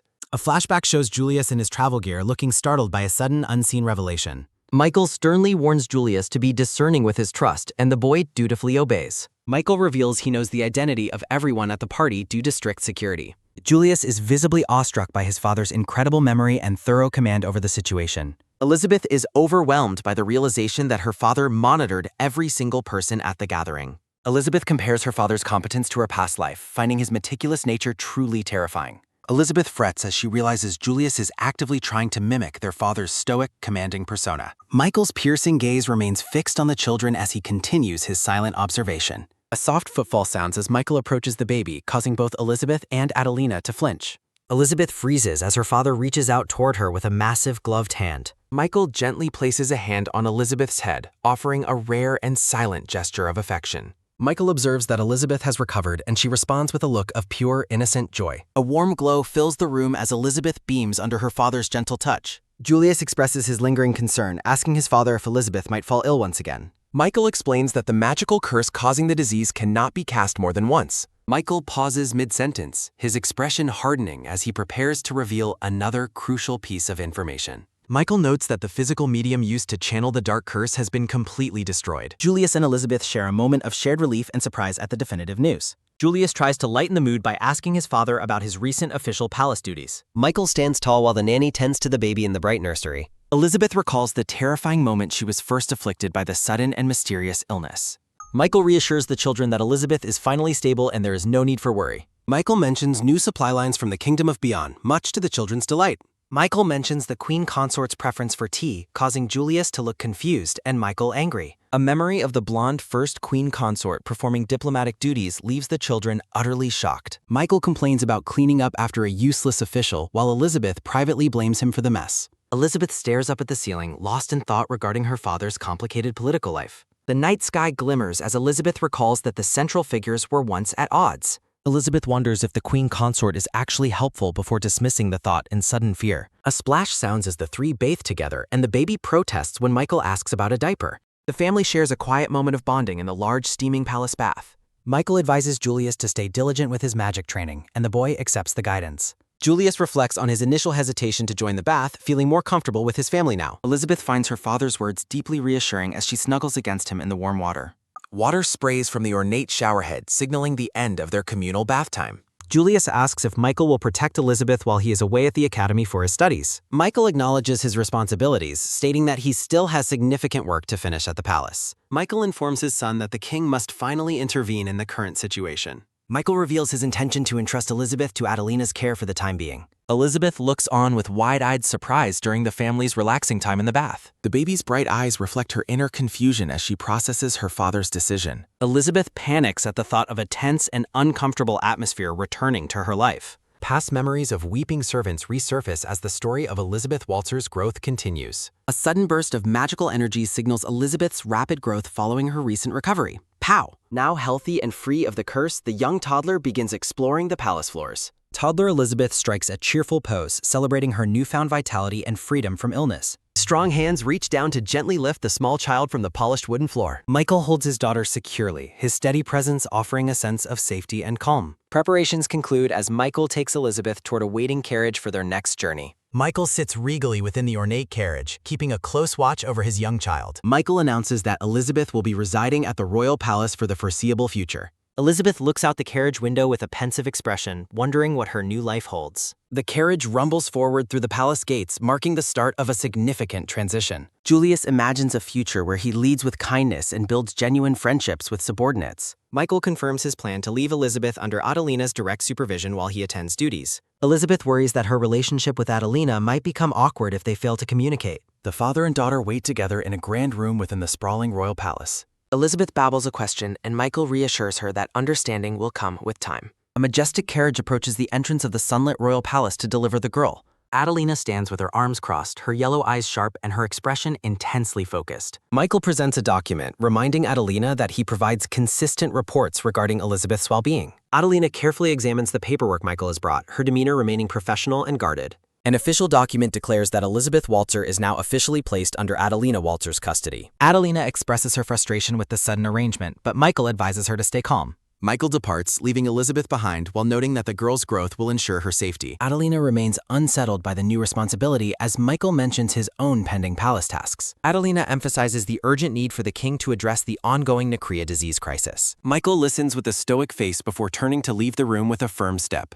Silence falls over the large library as Adelina and Elizabeth are left to adjust together. A heavy sigh escapes Adelina as she contemplates the weight of her new guardianship role. Adelina instructs a nearby maid to prepare tea, hoping to find a moment of quiet focus. Adelina resumes her administrative work at her desk while Elizabeth plays quietly on the floor. The purple-haired baby investigates her surroundings, her curiosity piqued by the objects in the room. Adelina continues reading her documents, privately noting that her own complexion still appears quite pale.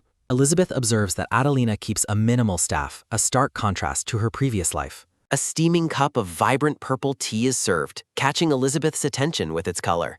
Elizabeth senses a distinct flow of mana from the tea just as a sudden knock sounds. Adelina looks up from her work, her expression changing as someone interrupts the quiet office. A brown-haired man enters the room, offering a polite greeting while holding a stack of files. The man's composure falters momentarily as he spots the small child sitting on the floor. The new official requests Adelina's approval on urgent documents, appearing slightly nervous in her presence.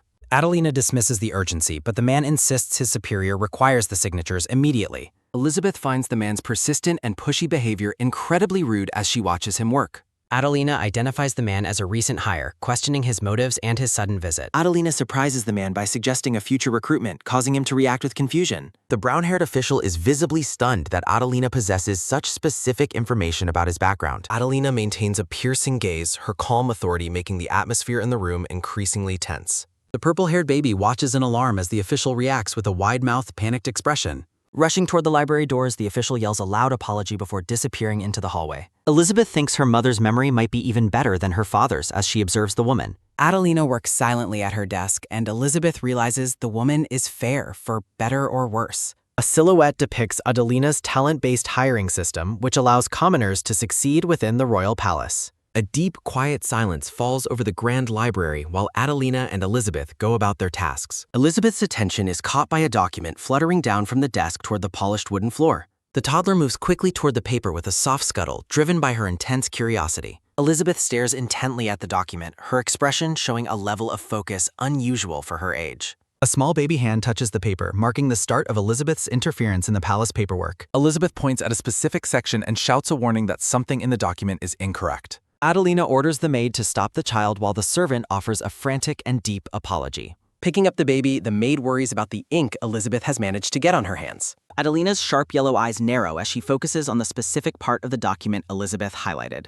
Adelina carefully reviews the numbers on the parchment and realizes that Elizabeth has actually identified a mistake. A surprise sound escapes the maid as she struggles to process the sudden and unexpected turn of events. The maid asks if Elizabeth is a genius, but Adelina dismissively calls the incident a mere coincidence. Sophie lists the many tiny details Michael meticulously records about Elizabeth's daily habits and general well-being. Adelina gazes away thoughtfully, wondering if Michael has always been such a meticulous and thorough man. Sophie joyfully lifts Elizabeth into the air, celebrating the young girl's supposed brilliance with a wide smile. Adelina considers talented individuals to be valuable resources for the country while she observes her young daughter. Adelina takes a quiet sip of tea, her professional demeanor returning as she continues her administrative work. Elizabeth finds it hard to believe her mother becomes known as a wicked woman in the future. Elizabeth wonders if her mother is simply misunderstood as she watches the woman work in the library. Michael enters the room after knocking, announcing that he has an urgent matter to discuss with Adelina. Michael holds Elizabeth securely and clarifies that his visit involves more than just picking up the child.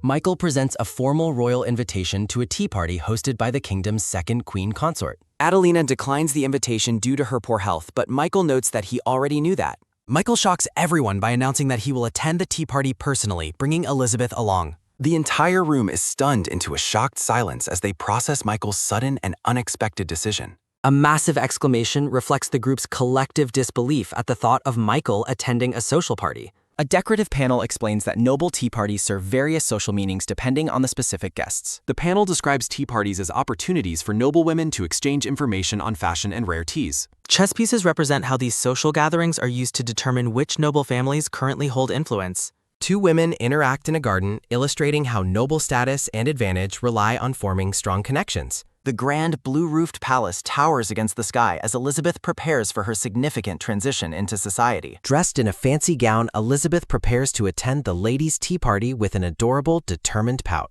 Elizabeth is frustrated that she must navigate complex noble politics while still being a very young baby. Elizabeth is introduced to her new attendants, Sophie and Sarah, who will assist with her daily needs. Elizabeth reflects on Sarah, noting the woman fears her father but still manages to speak her mind. A memory depicts Sophie's intense loyalty and her previous promise to protect Elizabeth with her own life. Elizabeth reveals the true reason for her attendance is Adelina's notorious lack of skill in baby care. Elizabeth feels a strong sense of reluctance as she considers the prospect of approaching the first queen. Elizabeth wonders if her father lacks friends and allies, recalling his tragic and lonely final end. With a determined look, Elizabeth resolves to expand her family's social connections during the upcoming tea party. The scene shifts to the palace gardens where many noble ladies have gathered for the social event. A woman behind an ornate fan gossips about the Waltzer family's unexpected attendance at the garden party.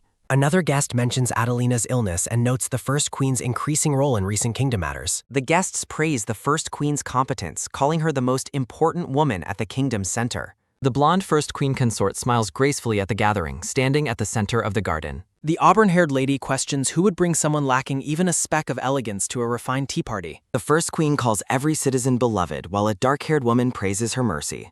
The auburn-haired lady praises the sentiment before mentioning Duke Walter looked terrifying recently. Guests whisper about poor Lady Adelina's violent husband, calling the situation scary and truly unfortunate. A shiny brown shoe makes a firm step as a new arrival captures everyone's attention. Michael appears in a magnificent red cloak, prompting an observer to think he looks beautiful. The noblewomen part and watch in awe as the red-haired man makes his grand entrance. Lord Walter announces their arrival, noting they were invited by Her Majesty, the First Queen. Michael presents Elizabeth, who babbles "Abu" while formally introducing her as his daughter. Shocked whispers spread through the room as the ladies notice the matching father-daughter outfits. A close-up shows the red-haired man holding the happy baby amidst glowing, adorable sparkles. Two noblewomen blush and cheer with excitement at the heart-melting sight before them.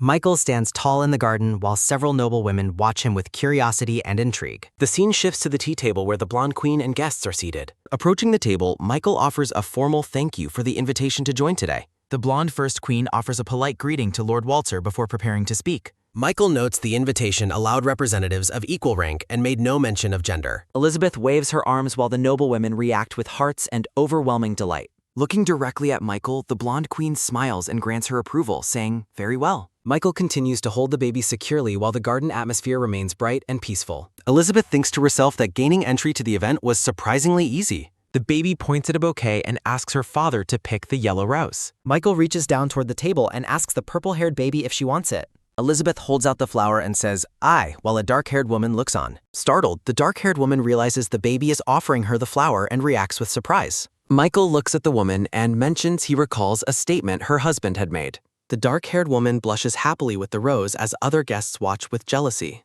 The auburn-haired lady watches the social interaction with a look of concern and settled disapproval. A sudden sharp kia rings out as a woman reacts with shock to a sudden trip. The auburn-haired lady stumbles against Michael, who catches her with a calm, stoic expression.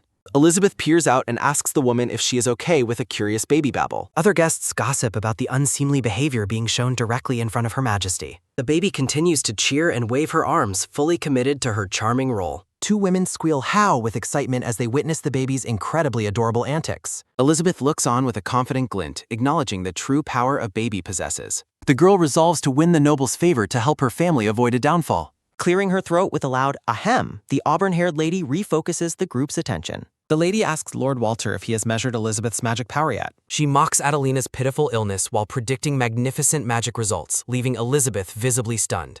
A dark purple energy swirls around Elizabeth as she reacts to the insult against her mother. While the lady laughs, Michael's face darkens with a chillingly intense and dangerous aura. Adelina sits at a large desk in her office, diligently reviewing several stacks of official paperwork. A memory depicts Elizabeth crawling toward a document and shouting "Ty" to warn her mother. A subtle, content smile touches Adelina's face as she gazes down at her administrative work. Adelina reads a document about magic beast material offerings and wonders about the First Queen. Standing up, the blue-haired woman declares that they need to confirm the information immediately. Narrative text expresses absolute disbelief that Michael is actually attending a social tea party.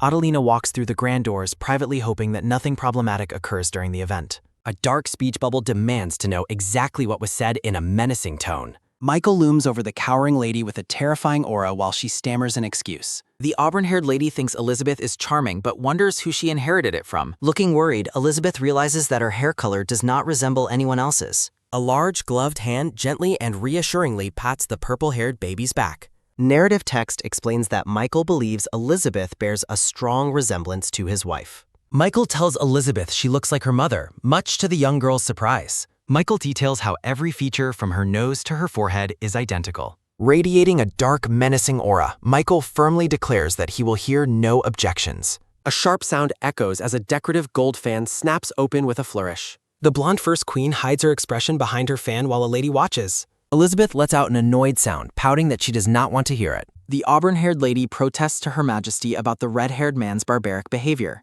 The First Queen smiles behind her fan, stating this outcome is what she wished for. Defeated and overshadowed, the auburn-haired lady sits quietly back down at the tea table. A high-angle view shows the noble guests seated around the elegantly set garden table. Elizabeth thinks about how seating near the host indicates a person's high social standing. Other noble ladies remain at the table while the auburn-haired woman looks away, annoyed. Snapping her fan shut, the blonde queen suggests it is time to change the tea. Maids arrive at the garden party carrying large trays filled with various delicious refreshments. Trays of vibrant purple tea are brought out, a gift from a neighboring country's ambassador. The noble women admire the tea's beautiful color and comment on its truly lovely aroma.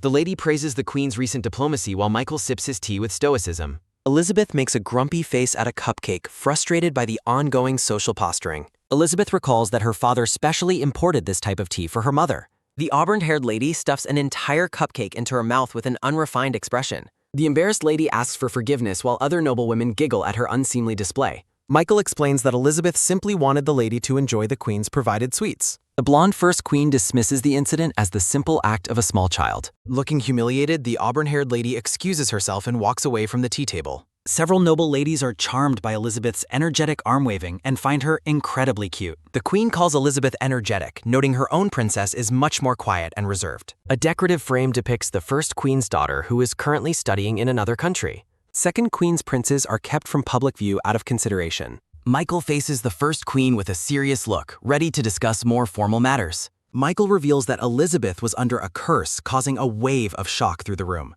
The First Queen asks Michael why he is choosing to reveal this secret here and now. Michael explains that Elizabeth overcame the curse, which was held by a palace-dwelling noble. Elizabeth worries about whether it is actually safe for the other nobles to know this. The blonde queen remains silent behind her fan, carefully observing the Duke's bold move. Michael states that the king intends to take immediate action to resolve everyone's unease. Elizabeth realizes her father is using the nobility to pressure the king into taking action. A man leans in and whispers an urgent message into the red-haired Duke's ear. An attendant approaches holding a wicker basket containing a bottle for the young baby. Michael stands to leave as the attendant prepares to feed Elizabeth in her basket. Standing at the stairs, the auburn-haired lady glares at Elizabeth with a sudden intensity. The lady watches as a maid carries a tray with a teapot toward the baby. The auburn-haired woman thinks to herself that she has finally found her chance to strike. The lady stands up with a joyful expression, appearing to have a malicious plan. Chaos erupts as a maid trips, sending pink tea splashing through the air near Elizabeth. A hand reaches out to shield Elizabeth as the hot liquid splashes against its surface. The aftermath of the tea spill leaves everyone in the palace garden stunned and silent. Adelina's golden eyes burn with fury as she demands to know what happened to the baby. Everyone watches in silence as the blue-haired woman repeats her demand to the cowering guests. The auburn-haired lady breaks into a cold sweat, her eyes widening in pure, unadulterated terror. Reaching out with a trembling hand, the lady blames the incident on the maid's sudden clumsiness. A soft moo escapes the maid as she stands frozen, overwhelmed by the sudden accusation. The lady's glare intensifies while the maid trembles, unable to find the words to defend herself. The maid bows low as Adelina stands guard over the baby, her silence more terrifying than words. Elizabeth remains certain the Countess manipulated the servant, though she lacks the proof to confirm it. The baby laments that those of lower status are always the ones who end up suffering. Adelina notes that while there were no injuries, a servant's mistake in the palace remains serious. The blue-haired woman warns that harming a noble child is an offense often punished by death. Elizabeth watches the cowering maid with pity as the weight of the death penalty fills the air. Adelina references the First Queen's authority while Claudia watches the unfolding drama from her table. Queen Claudia hides her face behind her fan while the maid begins to weep in fear. Shouting with relief, the maid bows to the floor and thanks the queen for her mercy. Elizabeth looks up in awe, realizing the absolute power held by the high-ranking noblewomen. The blue-haired woman turns away, her protective stance over the baby's basket finally beginning to soften. Michael and Adelina share a brief, tense look before the maid carries the baby toward the palace. Michael notes the rumors about the family's discord are true, reflecting on the name Nausea. Adelina states she is returning to her work, and the red-haired man simply offers his agreement. Elizabeth watches her parents with a confused expression as she is taken away from the garden. Adelina walks through the grand hall, wondering if there was more to the incident than clumsiness. A small, gloved hand reaches out and gives Michael's red cloak a sharp, persistent tug. The baby babbles a wah while Elizabeth's thoughts urge her father to follow the blue-haired woman. Michael follows the group inside while the auburn-haired lady watches their departure with a dark scowl. Grinding her teeth, the lady mutters that the Duke of Waltzer is a barbaric and rude man. Queen Claudia coolly promises to convey the lady's supposedly devoted feelings to the king himself. The queen states she will not be giving the lady the intended gift after all. The auburn-haired lady cries out for her majesty to wait as the queen departs the garden. Alone in the palace, Adelina pulls back her sleeve to reveal a painful red tea burn. Washing her arm, Adelina reflects that she never actually intended to show herself at that party. Michael sits in the quiet office, reflecting on how the world oppresses those without any power. The red-haired man carefully tends to Adelina's arm, noting that she really did suffer an injury. Adelina looks down at her bandaged arm as Michael stands nearby, still holding their sleeping daughter. Elizabeth wonders why her father couldn't move when a sudden, quick knock sounds at the door. Michael asks Adelina for a moment of her time while she looks up from her desk.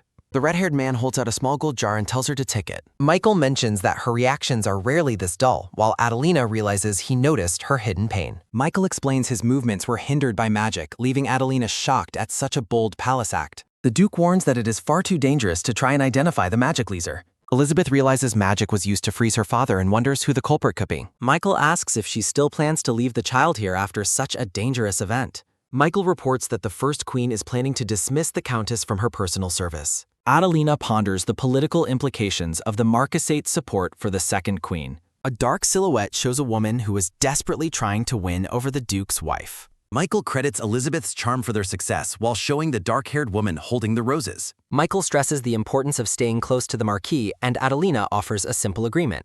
A soft light surrounds the couple as they stand together amidst a flurry of white petals. Michael leans in closer to Adelina, his expression softening as he prepares to speak again. A flashback depicts the heroic moment Adelina leapt forward to catch the falling hot teapot. Adelina reassures Michael that she can handle the responsibility of caring for Elizabeth. Michael departs for the knight's quarters, instructing the maid to feed Elizabeth if she wakes. The brown-haired maid stands before Adelina, cradling the sleeping purple-haired baby in her arms. Adelina observes how differently Michael treats Elizabeth compared to his stern upbringing of their son, Julius. Elizabeth finds it ironic that a man known as a tyrant is such a doting father. Determined steps echo through the grand hallway as Adelina walks toward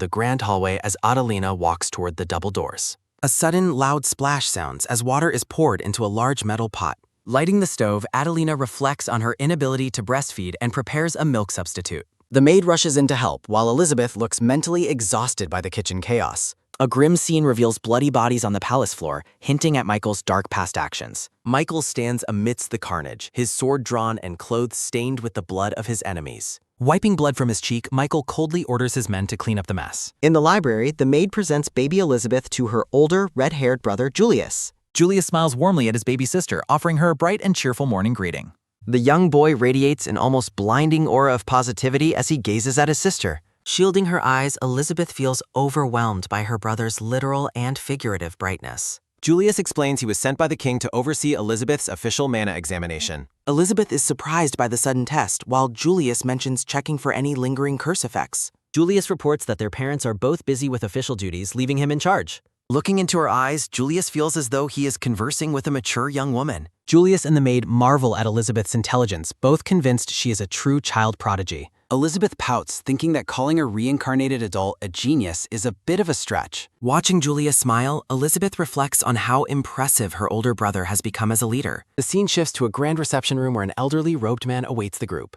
Chief Royal Mage Pendragon, a wise elder with a long white beard, leans on his staff. Julius introduces himself with authority, taking on his role as the acting head of the household. Elizabeth recalls her past life as a commoner where she lacked the status and power she now possesses. Memories of her former life show how magical children were favored while she was ignored. In her previous life, Elizabeth worked as a clerk, refining her mana control through tedious paperwork. Elizabeth uses her advanced mana control to levitate milk, realizing her old skills are still useful. Concentrating hard, Elizabeth prays that the dark curse she survived hasn't damaged her internal mana. Mage Pendragon observes the baby with a kind smile, calling her a truly lively young child. The mage's eyes sharpen as he senses Elizabeth's aura, noting her respectable amount of power. Elizabeth panics, wondering if the powerful old mage can see right through her magical disguise. Julius is honored that the chief mage attended personally, while the elder chuckles at his enthusiasm. The mage explains that children are the kingdom's greatest treasures and merit the highest attention.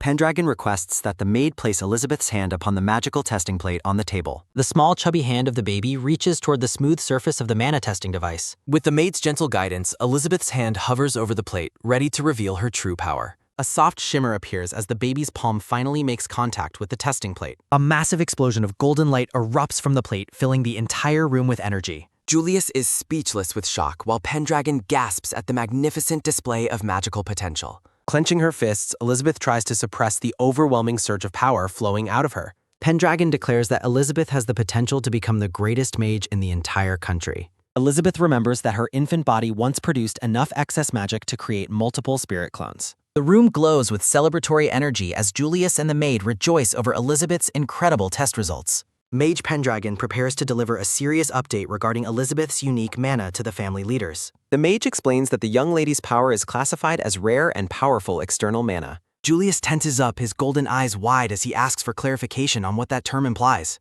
Mage Pendragon offers a reassuring smile, claiming there is no cause for alarm or deep hidden meaning. Julius wonders which type of mana the Chancellor possesses while Elizabeth stares ahead.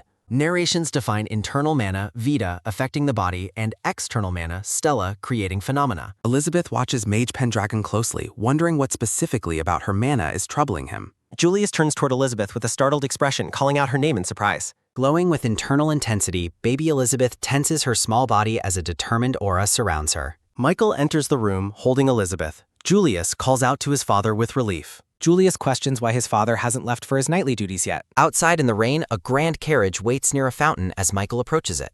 A gloved hand grips a splintered wooden mace, explaining that there was a carriage issue.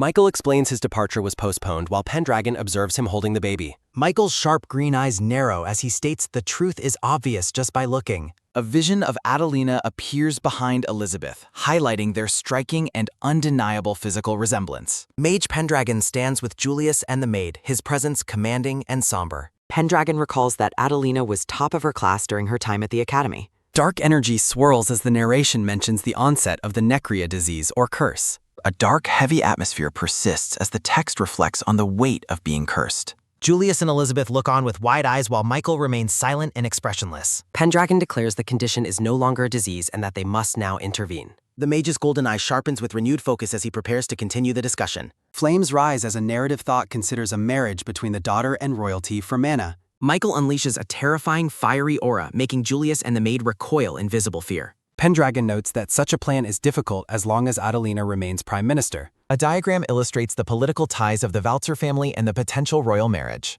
Michael coldly dismisses the marriage proposal as a complete waste of his time. A blonde woman at tea notes the rarity of an invitation from His Majesty. She mentions the head mage's inspection of the Valzer child was conducted on the Queen's orders. Sitting across from her, the blonde king bluntly characterizes the situation as a curse. The king stands to leave, stating he will take personal charge of the mire. The blonde woman takes a bite of food, her expression unreadable as the king departs. She calls out to the king as he stands, but he begins to walk away. She asks why he won't even drink his tea as he exits the grand terrace. A slice of lemon tart and a cup of tea sit untouched on the white tablecloth.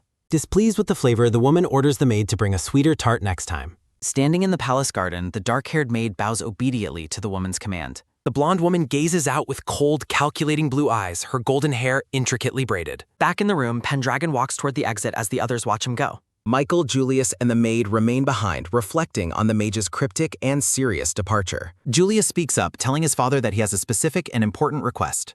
The boy references the earlier mention of a potential marriage between his sister and royalty. Julius insists that Elizabeth's future fiancé must be chosen with the utmost care and scrutiny. Michael glows with a menacing light, declaring the suitor must be strong enough to defeat him. The maid smiles sadly, thinking she cannot marry her lady in this lifetime. Michael turns the conversation toward Adelina, signaling a change in the family's internal discussion. He decides that the time is finally right to discuss the situation regarding her mother. Julius listens intently, his expression softening as he waits for his father's next words. Adelina sits alone in her office, holding a quill as she focuses on her work. Her slender hand reaches out to dip the white feathered pen into a bottle of ink. A steaming cup of tea rests on the marble desk next to her various documents. Adelina takes a quiet moment to drink her tea while continuing her duties in the library. Documents reveal her fear that necrosis was a curse and not the hereditary disease doctors claimed. Adelina reflects on her illness and the terrifying possibility that her children might inherit the condition. Watching Julius grow, Adelina believed his strong spirit and red hair made him a worthy successor. A sharp transition reveals a painful truth that complicates the family's hopes and Adelina's perspective. As a top student at the academy, young Adelina was celebrated and cherished by her family. Clutching her books, the young girl lived a life of ease before the shadow of illness fell. A grim scene shows the child suffering in bed, facing the possibility of losing her life. The vibrant color of her hair remains a striking reminder of the vitality she once possessed. Adelina fears her daughter keeping magic power, worrying it could lead to resentment between them. A sudden, sharp slap sounds as a hand forcefully strikes the documents on the desk. Blue-haired Adelina remembers being abandoned by her parents, deepening the loneliness she feels in the library. Staring at the ornate doors, she calls herself a fool for her past choices and lingering fears. Adelina walks through the grand palace, her posture stiff as she carries the weight of her memories. She survived only by sacrificing her magic, making her struggle a quiet battle for survival. The red-haired man reaches out his hand, offering his assistance with a calm and steady gaze. Adelina's eyes widen in sheer shock as she processes the unexpected proposal or revelation. From above, the family is seen gathering for tea in a lavishly decorated reception room. Michael explains that some nobles become magicless, a condition known as nausea, which carries a heavy stigma. He clarifies that magic is converted into life force to help the body survive fatal wounds or illness. Michael observes that magicless nobles are often banished, while Julius recognizes the harsh reality of society. Holding her bottle, baby Elizabeth listens as the narration credits Adelina's policy to her commoner experiences. Michael's green eyes glow with intensity as he condemns those who only value status and magic. A somber note reveals that Adelina's fainting spells are actually caused by the depletion of her mana. Michael suggests that her mana vessel needs to be replenished naturally through specialized meals and nourishment. Julius agrees that nutritious food is vital, while baby Elizabeth samples the snacks on the table. Julius beams while mentioning that Tesua was already conducting research into mana-enriched diets for the family. In the doorway, the brown-haired maid obediently acknowledges her father's command to maintain relations with House Liace. Michael orders the maid to allow the Chancellor inside as the young girl reacts with surprise. Adelina gracefully enters the bright room, holding her official documents with a calm and regal air. Approaching the group, Adelina asks for an update on Elizabeth's mana inspection as the maid bows. Adelina gazes ahead with intense yellow eyes, her expression focused and filled with unspoken concern. Julius holds his baby sister close as they both look toward Adelina with a mix of curiosity. Elizabeth reflects on her past life, where her extreme hard work eventually made her a civil official. Despite her accomplishments, memories reveal that people cruelly refer to her as a wicked woman. In her previous life, Elizabeth was mocked and excluded for lacking the magical talent others possessed. Realizing Adelina shared her struggles, Elizabeth watches her mother work through stacks of complex paperwork. Seeing Elizabeth's restlessness, Julius kindly asks if she would like to be put down on the floor.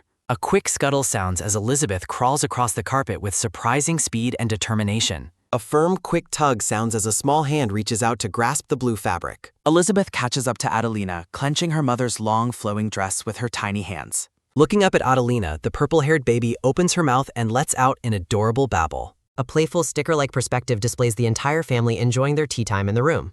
Elizabeth waves her small hands dismissively, mentally protesting that everyone has misinterpreted the situation. A bright flash of energy accompanies Elizabeth as she clearly enunciates her very first word. A loud, echoing crack of thunder sounds as the family reacts to the baby's first word. Amidst the crackling lightning of the moment, the intense weight of Elizabeth's words hangs in the air. Adelina's face is etched with shock as she wonders if Elizabeth truly just addressed her as mother. Julius smiles at Adelina, confirming his belief that the baby was specifically calling out to her. Elizabeth snuggles into Adelina's lap, privately thinking she didn't actually mean to call her mother. Adelina lifts Elizabeth, wondering why the baby appears to be suddenly filled with such happiness.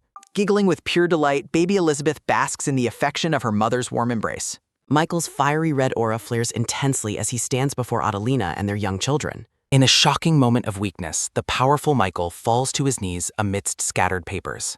Adelina observes Michael's collapse while baby Elizabeth focuses on a document regarding the founding festival. A gloved hand firmly holds an official document detailing the arrangements for the Royal Founding Festival. Michael expresses frustration that Elizabeth hasn't learned any other words while he remains on his knees. He desperately pleads for the baby to learn new words for his sake, only to be dismissed. A flashback reveals a line of noblemen kneeling submissively before the blonde king in his throne room. Michael suspects a palace insider is involved in a conspiracy as he views a broken ceremonial item. Julius begins attending the academy, intending to deepen his social ties with the children of other aristocrats. Wearing a mischievous expression, Julius prepares to leverage his classmates' secrets for the benefit of his family. Michael stands tall in his ornate white and gold uniform, radiating the authority of a high-ranking official. Michael shares a tender hug with Elizabeth before the baby is left in her mother's workplace care. Elizabeth sits quietly on the library floor while Adelina remains buried in stacks of official palace documents. The determined baby focuses all her strength on the difficult task of pulling herself into a stand. Elizabeth manages to stand briefly as a dark-haired maid watches over her with a look of surprise. A tiny, soft hand reaches out as a sudden, quick tap sounds against the smooth baby bottle. Despite the effort, Elizabeth remains resolute in her goal to master walking as quickly as possible. Adelina continues her diligent work with a quill while Elizabeth reflects on calling her mother Mama. Elizabeth babbles a word that sounds like father, causing Adelina to pause her work in total confusion. The smiling maid explains that the babbling of an infant rarely carries any significant or deeper meaning. She reassures Adelina that vocalization is healthy while the baby looks visibly annoyed at being misunderstood. The midday shines brightly over the sprawling white towers and grand architecture of the royal palace. Margrave Karl Grenz walks through the palace corridors to attend a formal meeting with the Prime Minister. Margrave Karl Grenz is introduced, his silver hair and refined attire marking him as a high-ranking noble. A heavy, ornate door opens as Karl prepares to meet Michael in the privacy of the library. Karl stands respectfully before Michael, who is dressed in a dark blue and gold military uniform. Michael bluntly tells the Margrave to dispense with polite pleasantries and get straight to their official business. Karl reflects on Michael's unwavering personality and the painful memories of his own family's past losses. Despite the tension, Karl maintains his composure, reaffirming his absolute loyalty to the current blonde king. Michael outlines a series of drastic changes to the security protocols for this year's Founding Day Festival. Karl reacts with shock as Michael assigns him the massive task of securing the capital's surrounding areas. Michael grants Karl authority equal to his own outside the palace, leaving the Margrave completely bewildered. Michael explains that the deployment of elite mage soldiers for capital patrols is a necessary precaution. He reveals that these extreme measures are due to the king's plan to unveil a national treasure. Carl accepts the command and promises to coordinate with the various guilds to finalize a security proposal. Michael is satisfied with the response, while Carl senses a positive shift in the Prime Minister's character. A close-up of Michael's face reveals a calm, steady gaze that surprises the silver-haired Margrave. Carl bows deeply as he prepares to exit the room and begin his new high-stakes assignment. Michael reminds Carl to work hard for his own benefit as the two powerful men conclude their meeting. Carl departs, reflecting that there is truly no man more dependable than Michael in the entire kingdom. A tiny, fluffy yellow bird glows with radiant magical light while being held in gentle hands.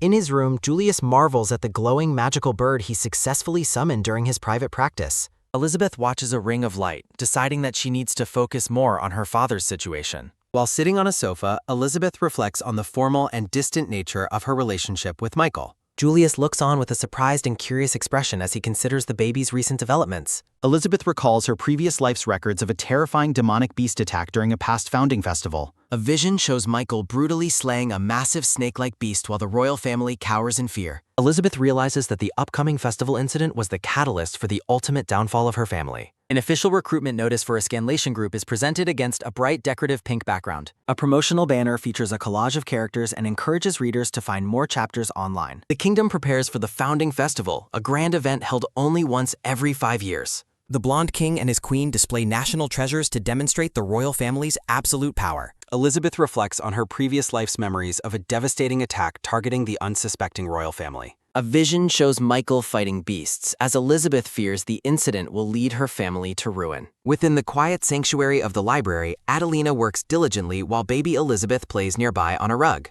Focusing with intense determination, the purple-haired baby reflects on her constant presence in her mother's workspace. 2 dedicated personal attendants stand ready to assist the young lady within the vast book-filled room. Deciding on a proactive approach, Elizabeth begins to move as a sudden soft pat sounds against the carpet. Determined to master walking, Elizabeth exerts all her strength to pull herself upright against a small stool. The maid gasps in excitement, urgently calling for Lady Adelina to witness the baby's incredible milestone. Michael bursts through the door in a panic, only to find Elizabeth standing with a wobbly posture. From Michael's perspective, Elizabeth sits back down while surrounded by flickering blue magical icons and effects. The brown-haired maid beams with pride while recounting how Elizabeth successfully pulled herself into a stand. Michael collapses into a state of dramatic despair, lamenting that he arrived too late to see the milestone. Discussion shifts to official matters as the couple discusses a magic crystal offered for the upcoming festival. Adelina reviews the paperwork, confirming that the crystal will be showcased among the kingdom's national treasures. Michael looks ahead with a serious gaze, announcing his decision to personally take command of palace security. A gentle clink sounds as Adelina sets down her teacup, agreeing that his security plan is logical. Sipping her tea, Adelina expresses confidence that the Margrave's capital connections will ensure the festival's success. Michael mentions his improving health and offers to personally help manage the collection of national treasures. Handing over a stack of documents, Michael asks Adelina to review the detailed arrangements for the event. While Michael departs with a smile, Elizabeth discreetly examines the sensitive document left on the desk. Narration explains that Adelina had been suffering from the lingering, debilitating aftereffects of a condition called Necria.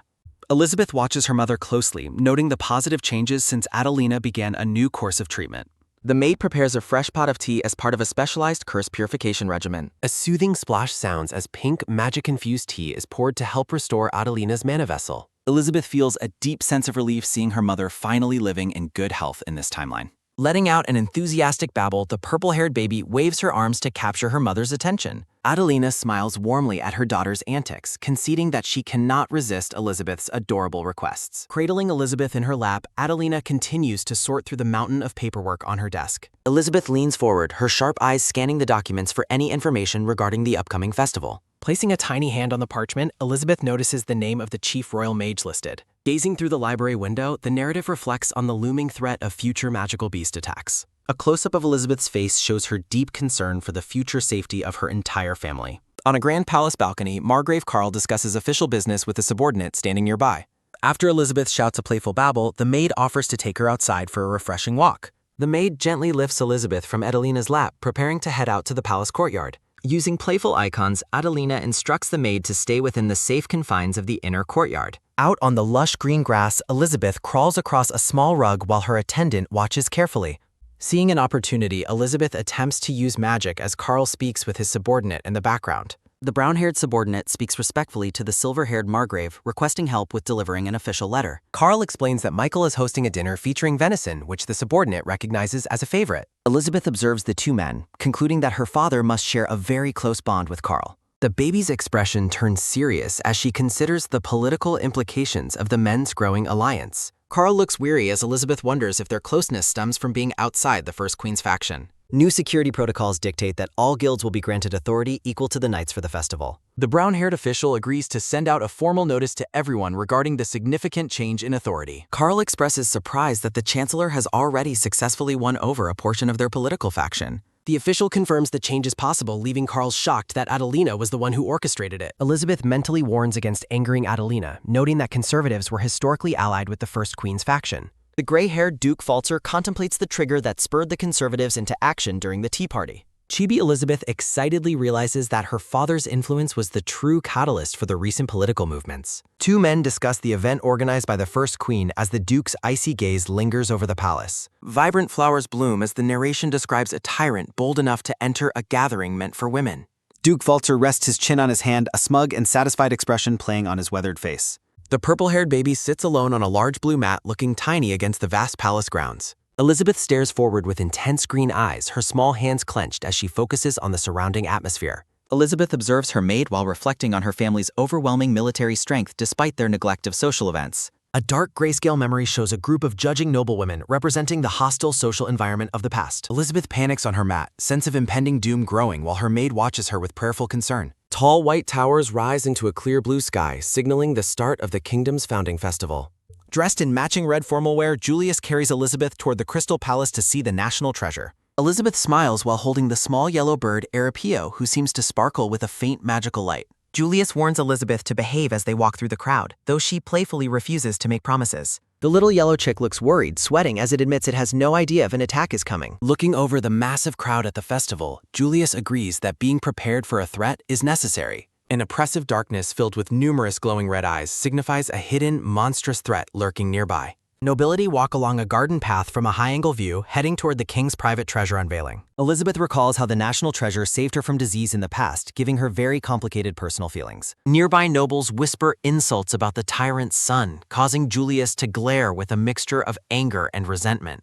Elizabeth unleashes a dazzling smile flash, instantly captivating the hearts of the judgmental women in the crowd. Tugging on her brother's collar, Elizabeth insists he join in on her plan to charm the surrounding nobility. Elizabeth strikes a cute pose with her fingers on her cheeks, asking her brother if she's doing it correctly. Reluctantly joining in, Julius gives a charming wink and a bright smile that radiates a friendly, approachable aura. A woman in the crowd is completely won over by the display, crying out about how adorable the siblings are. Elizabeth is proud that her secret plan to make friends worked perfectly, while Julius tells her to stop naming things. The siblings enter the Grand Crystal Palace, its intricate glass ceiling and chandeliers reflecting a brilliant, magical light. Elizabeth peers over her brother's shoulder, her large eyes darting around as she takes in the spectacular palace interior. From their vantage point, Elizabeth spots a group of knights standing guard at the edge of the grand ballroom. A soft pop sounds as Elizabeth holds out her small hand, which glows with a gentle, flickering golden light. A brown-haired man reports that the capital's disturbances have been handled thanks to Margrave Glen's leadership and guild cooperation. A knightly official acknowledges the report, deciding that informing the captain is the only necessary next step for now. A translucent image of the red-haired King Michael appears as the narration explains why he was initially delayed. Elizabeth feels a surge of pride in her father's military prowess, pumping her tiny fist with an inspired expression. Long golden trumpets blare a loud ceremonial fanfare to signal the arrival of the royal family and the main event. The royal family stands atop the grand staircase as knights and officials gather to witness the historic festival ceremony. King Michael announces the unveiling of the ancestral treasure to the crowd while Julius watches his father with deep admiration. A heavy golden sheet is pulled back with a swish, revealing the hidden centerpiece to the gathered kingdom elite. A massive glowing pink crystal sits atop a white pedestal, radiating a powerful and mystical light throughout the hall. The crowd gasps in unison, shouting praise and expressing their awe at the beauty of the legendary national treasure. Julius is genuinely impressed that his father found such an incredible artifact, staring at the crystal with wide eyes. Looking at the shimmering crystal from behind, Elizabeth feels relieved that the event seems to be ending on a positive note. A close-up side-by-side shows the shimmering facets of the pink crystal and the realization dawning in Elizabeth's focused eyes. Julius notices a strange phenomenon, pointing out that magical power is visibly leaking from the surface of the crystal. Elizabeth is struck with terror as she recognizes the magical signature as the same one from the previous curse. A purple-haired warrior woman stands with a glowing sword against a purple background in a decorative display page. Julius's face hardens into a serious expression as he confirms the sensation of the curse activating right before them. Julius immediately turns to leave, declaring the need to inform his father, but a hand suddenly grabs his arm. A guard blocks Julius's path, asking for his identity and ordering him to wait while he relays the message. The scene lingers on the empty, ivy-draped arches of the Crystal Palace as the tension of the discovery builds. Adelina and Michael share a quiet moment in the ballroom, surrounded by elegant guests at the festival. Michael complains that the festival security is too tight while Julius considers their next move with baby Elizabeth. Recalling his past life's records, Julius remembers a devastating magical beast attack that occurred during this festival. He observes the crowd, realizing that his past interventions have successfully altered the current timeline's flow. Elizabeth's eyes widen as she spots the woman who was responsible for injuring her mother in the past. Julius asks for the woman's location while Elizabeth points toward a glowing, suspicious-looking bracelet. A sharp sizzle sounds as the woman's bracelet pulses with dark energy before erupting in an explosion. Panicking, Julius realizes they might be too late to prevent the catastrophe from unfolding. A demonic beast appears, and Elizabeth notes it is much more dangerous than the recorded wolf-type creatures. Multiple dark, horned monsters stampede through the ballroom, causing widespread terror among the noble guests. A metallic shing echoes as the palace knights draw their swords to confront the sudden monstrous threat. Elizabeth trusts the knight's strength, but she notices a massive demonic limb approaching the royal family. Julius stands his ground, shielding Elizabeth while using magic to fend off an attacking beast. Elizabeth is impressed by her brother's bravery, but he tells her to remain focused and alert. Elizabeth frantically searches for Michael, remembering that the magical beasts specifically target members of the royalty. The dark-haired queen remains remarkably calm as she stares directly at the chaotic battle unfolding before her. Elizabeth desperately attempts to reach the royalty with her magic, fearing she will be too slow. Michael intervenes, his sword blocking a lethal blow as he declares that he will not allow any harm. With a swift and powerful strike, Michael begins his counterattack against the terrifying magical beast horde. Moving with lethal precision, Michael dismantles the monsters, his speed making him a blur on the battlefield. A soft click sounds as Michael strikes with cold efficiency, his expression remaining grim and entirely professional. A heavy thud sounds as Michael delivers a powerful kick, easily overpowering the magical creature's strength. The force of the impact sends the monster crashing away, clearing the area around the royal family. As the knights contain the threat, Julius holds Elizabeth, his gaze fixed on the fleeing suspicious woman. Elizabeth babbles enthusiastically, praising her father's heroic strength and timely intervention as she watches him. Michael approaches the blonde king, urgently inquiring if the royal couple escaped the encounter completely unharmed. His expression hardening, Michael orders the gathered knights to ensure not a single beast manages to escape. Standing tall before the throne, Michael commands his men to completely annihilate all remaining magical beasts. Holding her small bird summon, Elizabeth spots her brother and calls out to him with excitement. Elizabeth's sharp gaze lands on the suspicious lady, noting that the woman is attempting to flee unnoticed. Julius declares his intention to stop the fleeing woman, determined to prevent her from escaping justice. From a high vantage point, the pursuit through the sprawling moonlit palace gardens is clearly visible. The woman runs frantically, her face contorted with desperation as she tries to reach the outer grounds. Julius realizes the lady is surprisingly fast, noting her quick movements as they follow her path. He decides against using magic to catch her, fearing that such an open display would attract unwanted attention. A rustle sounds from the bushes as the woman continues her frantic flight through the royal gardens. Julius grunts as he leaps from the balcony, determined to cut off the woman's escape route. A sudden gasp is muffled as a hooded figure captures the woman, restraining her in the shadows. A promotional page features a purple-haired warrior woman holding a glowing magical sword against a decorative background. Michael stands amidst the fallen monsters, his presence commanding absolute authority over the blood-stained ballroom floor. He finishes off the remaining threats with a cold, glowing gaze, his hair reflecting the magical light. A knight reports that the internal palace grounds are now clear of any threatening magical beast presences. Michael acknowledges the report and commands the knights to continue their guard duty and remain vigilant. The surviving nobles watch Michael with awe and terror, acknowledging his fearsome reputation as the war god.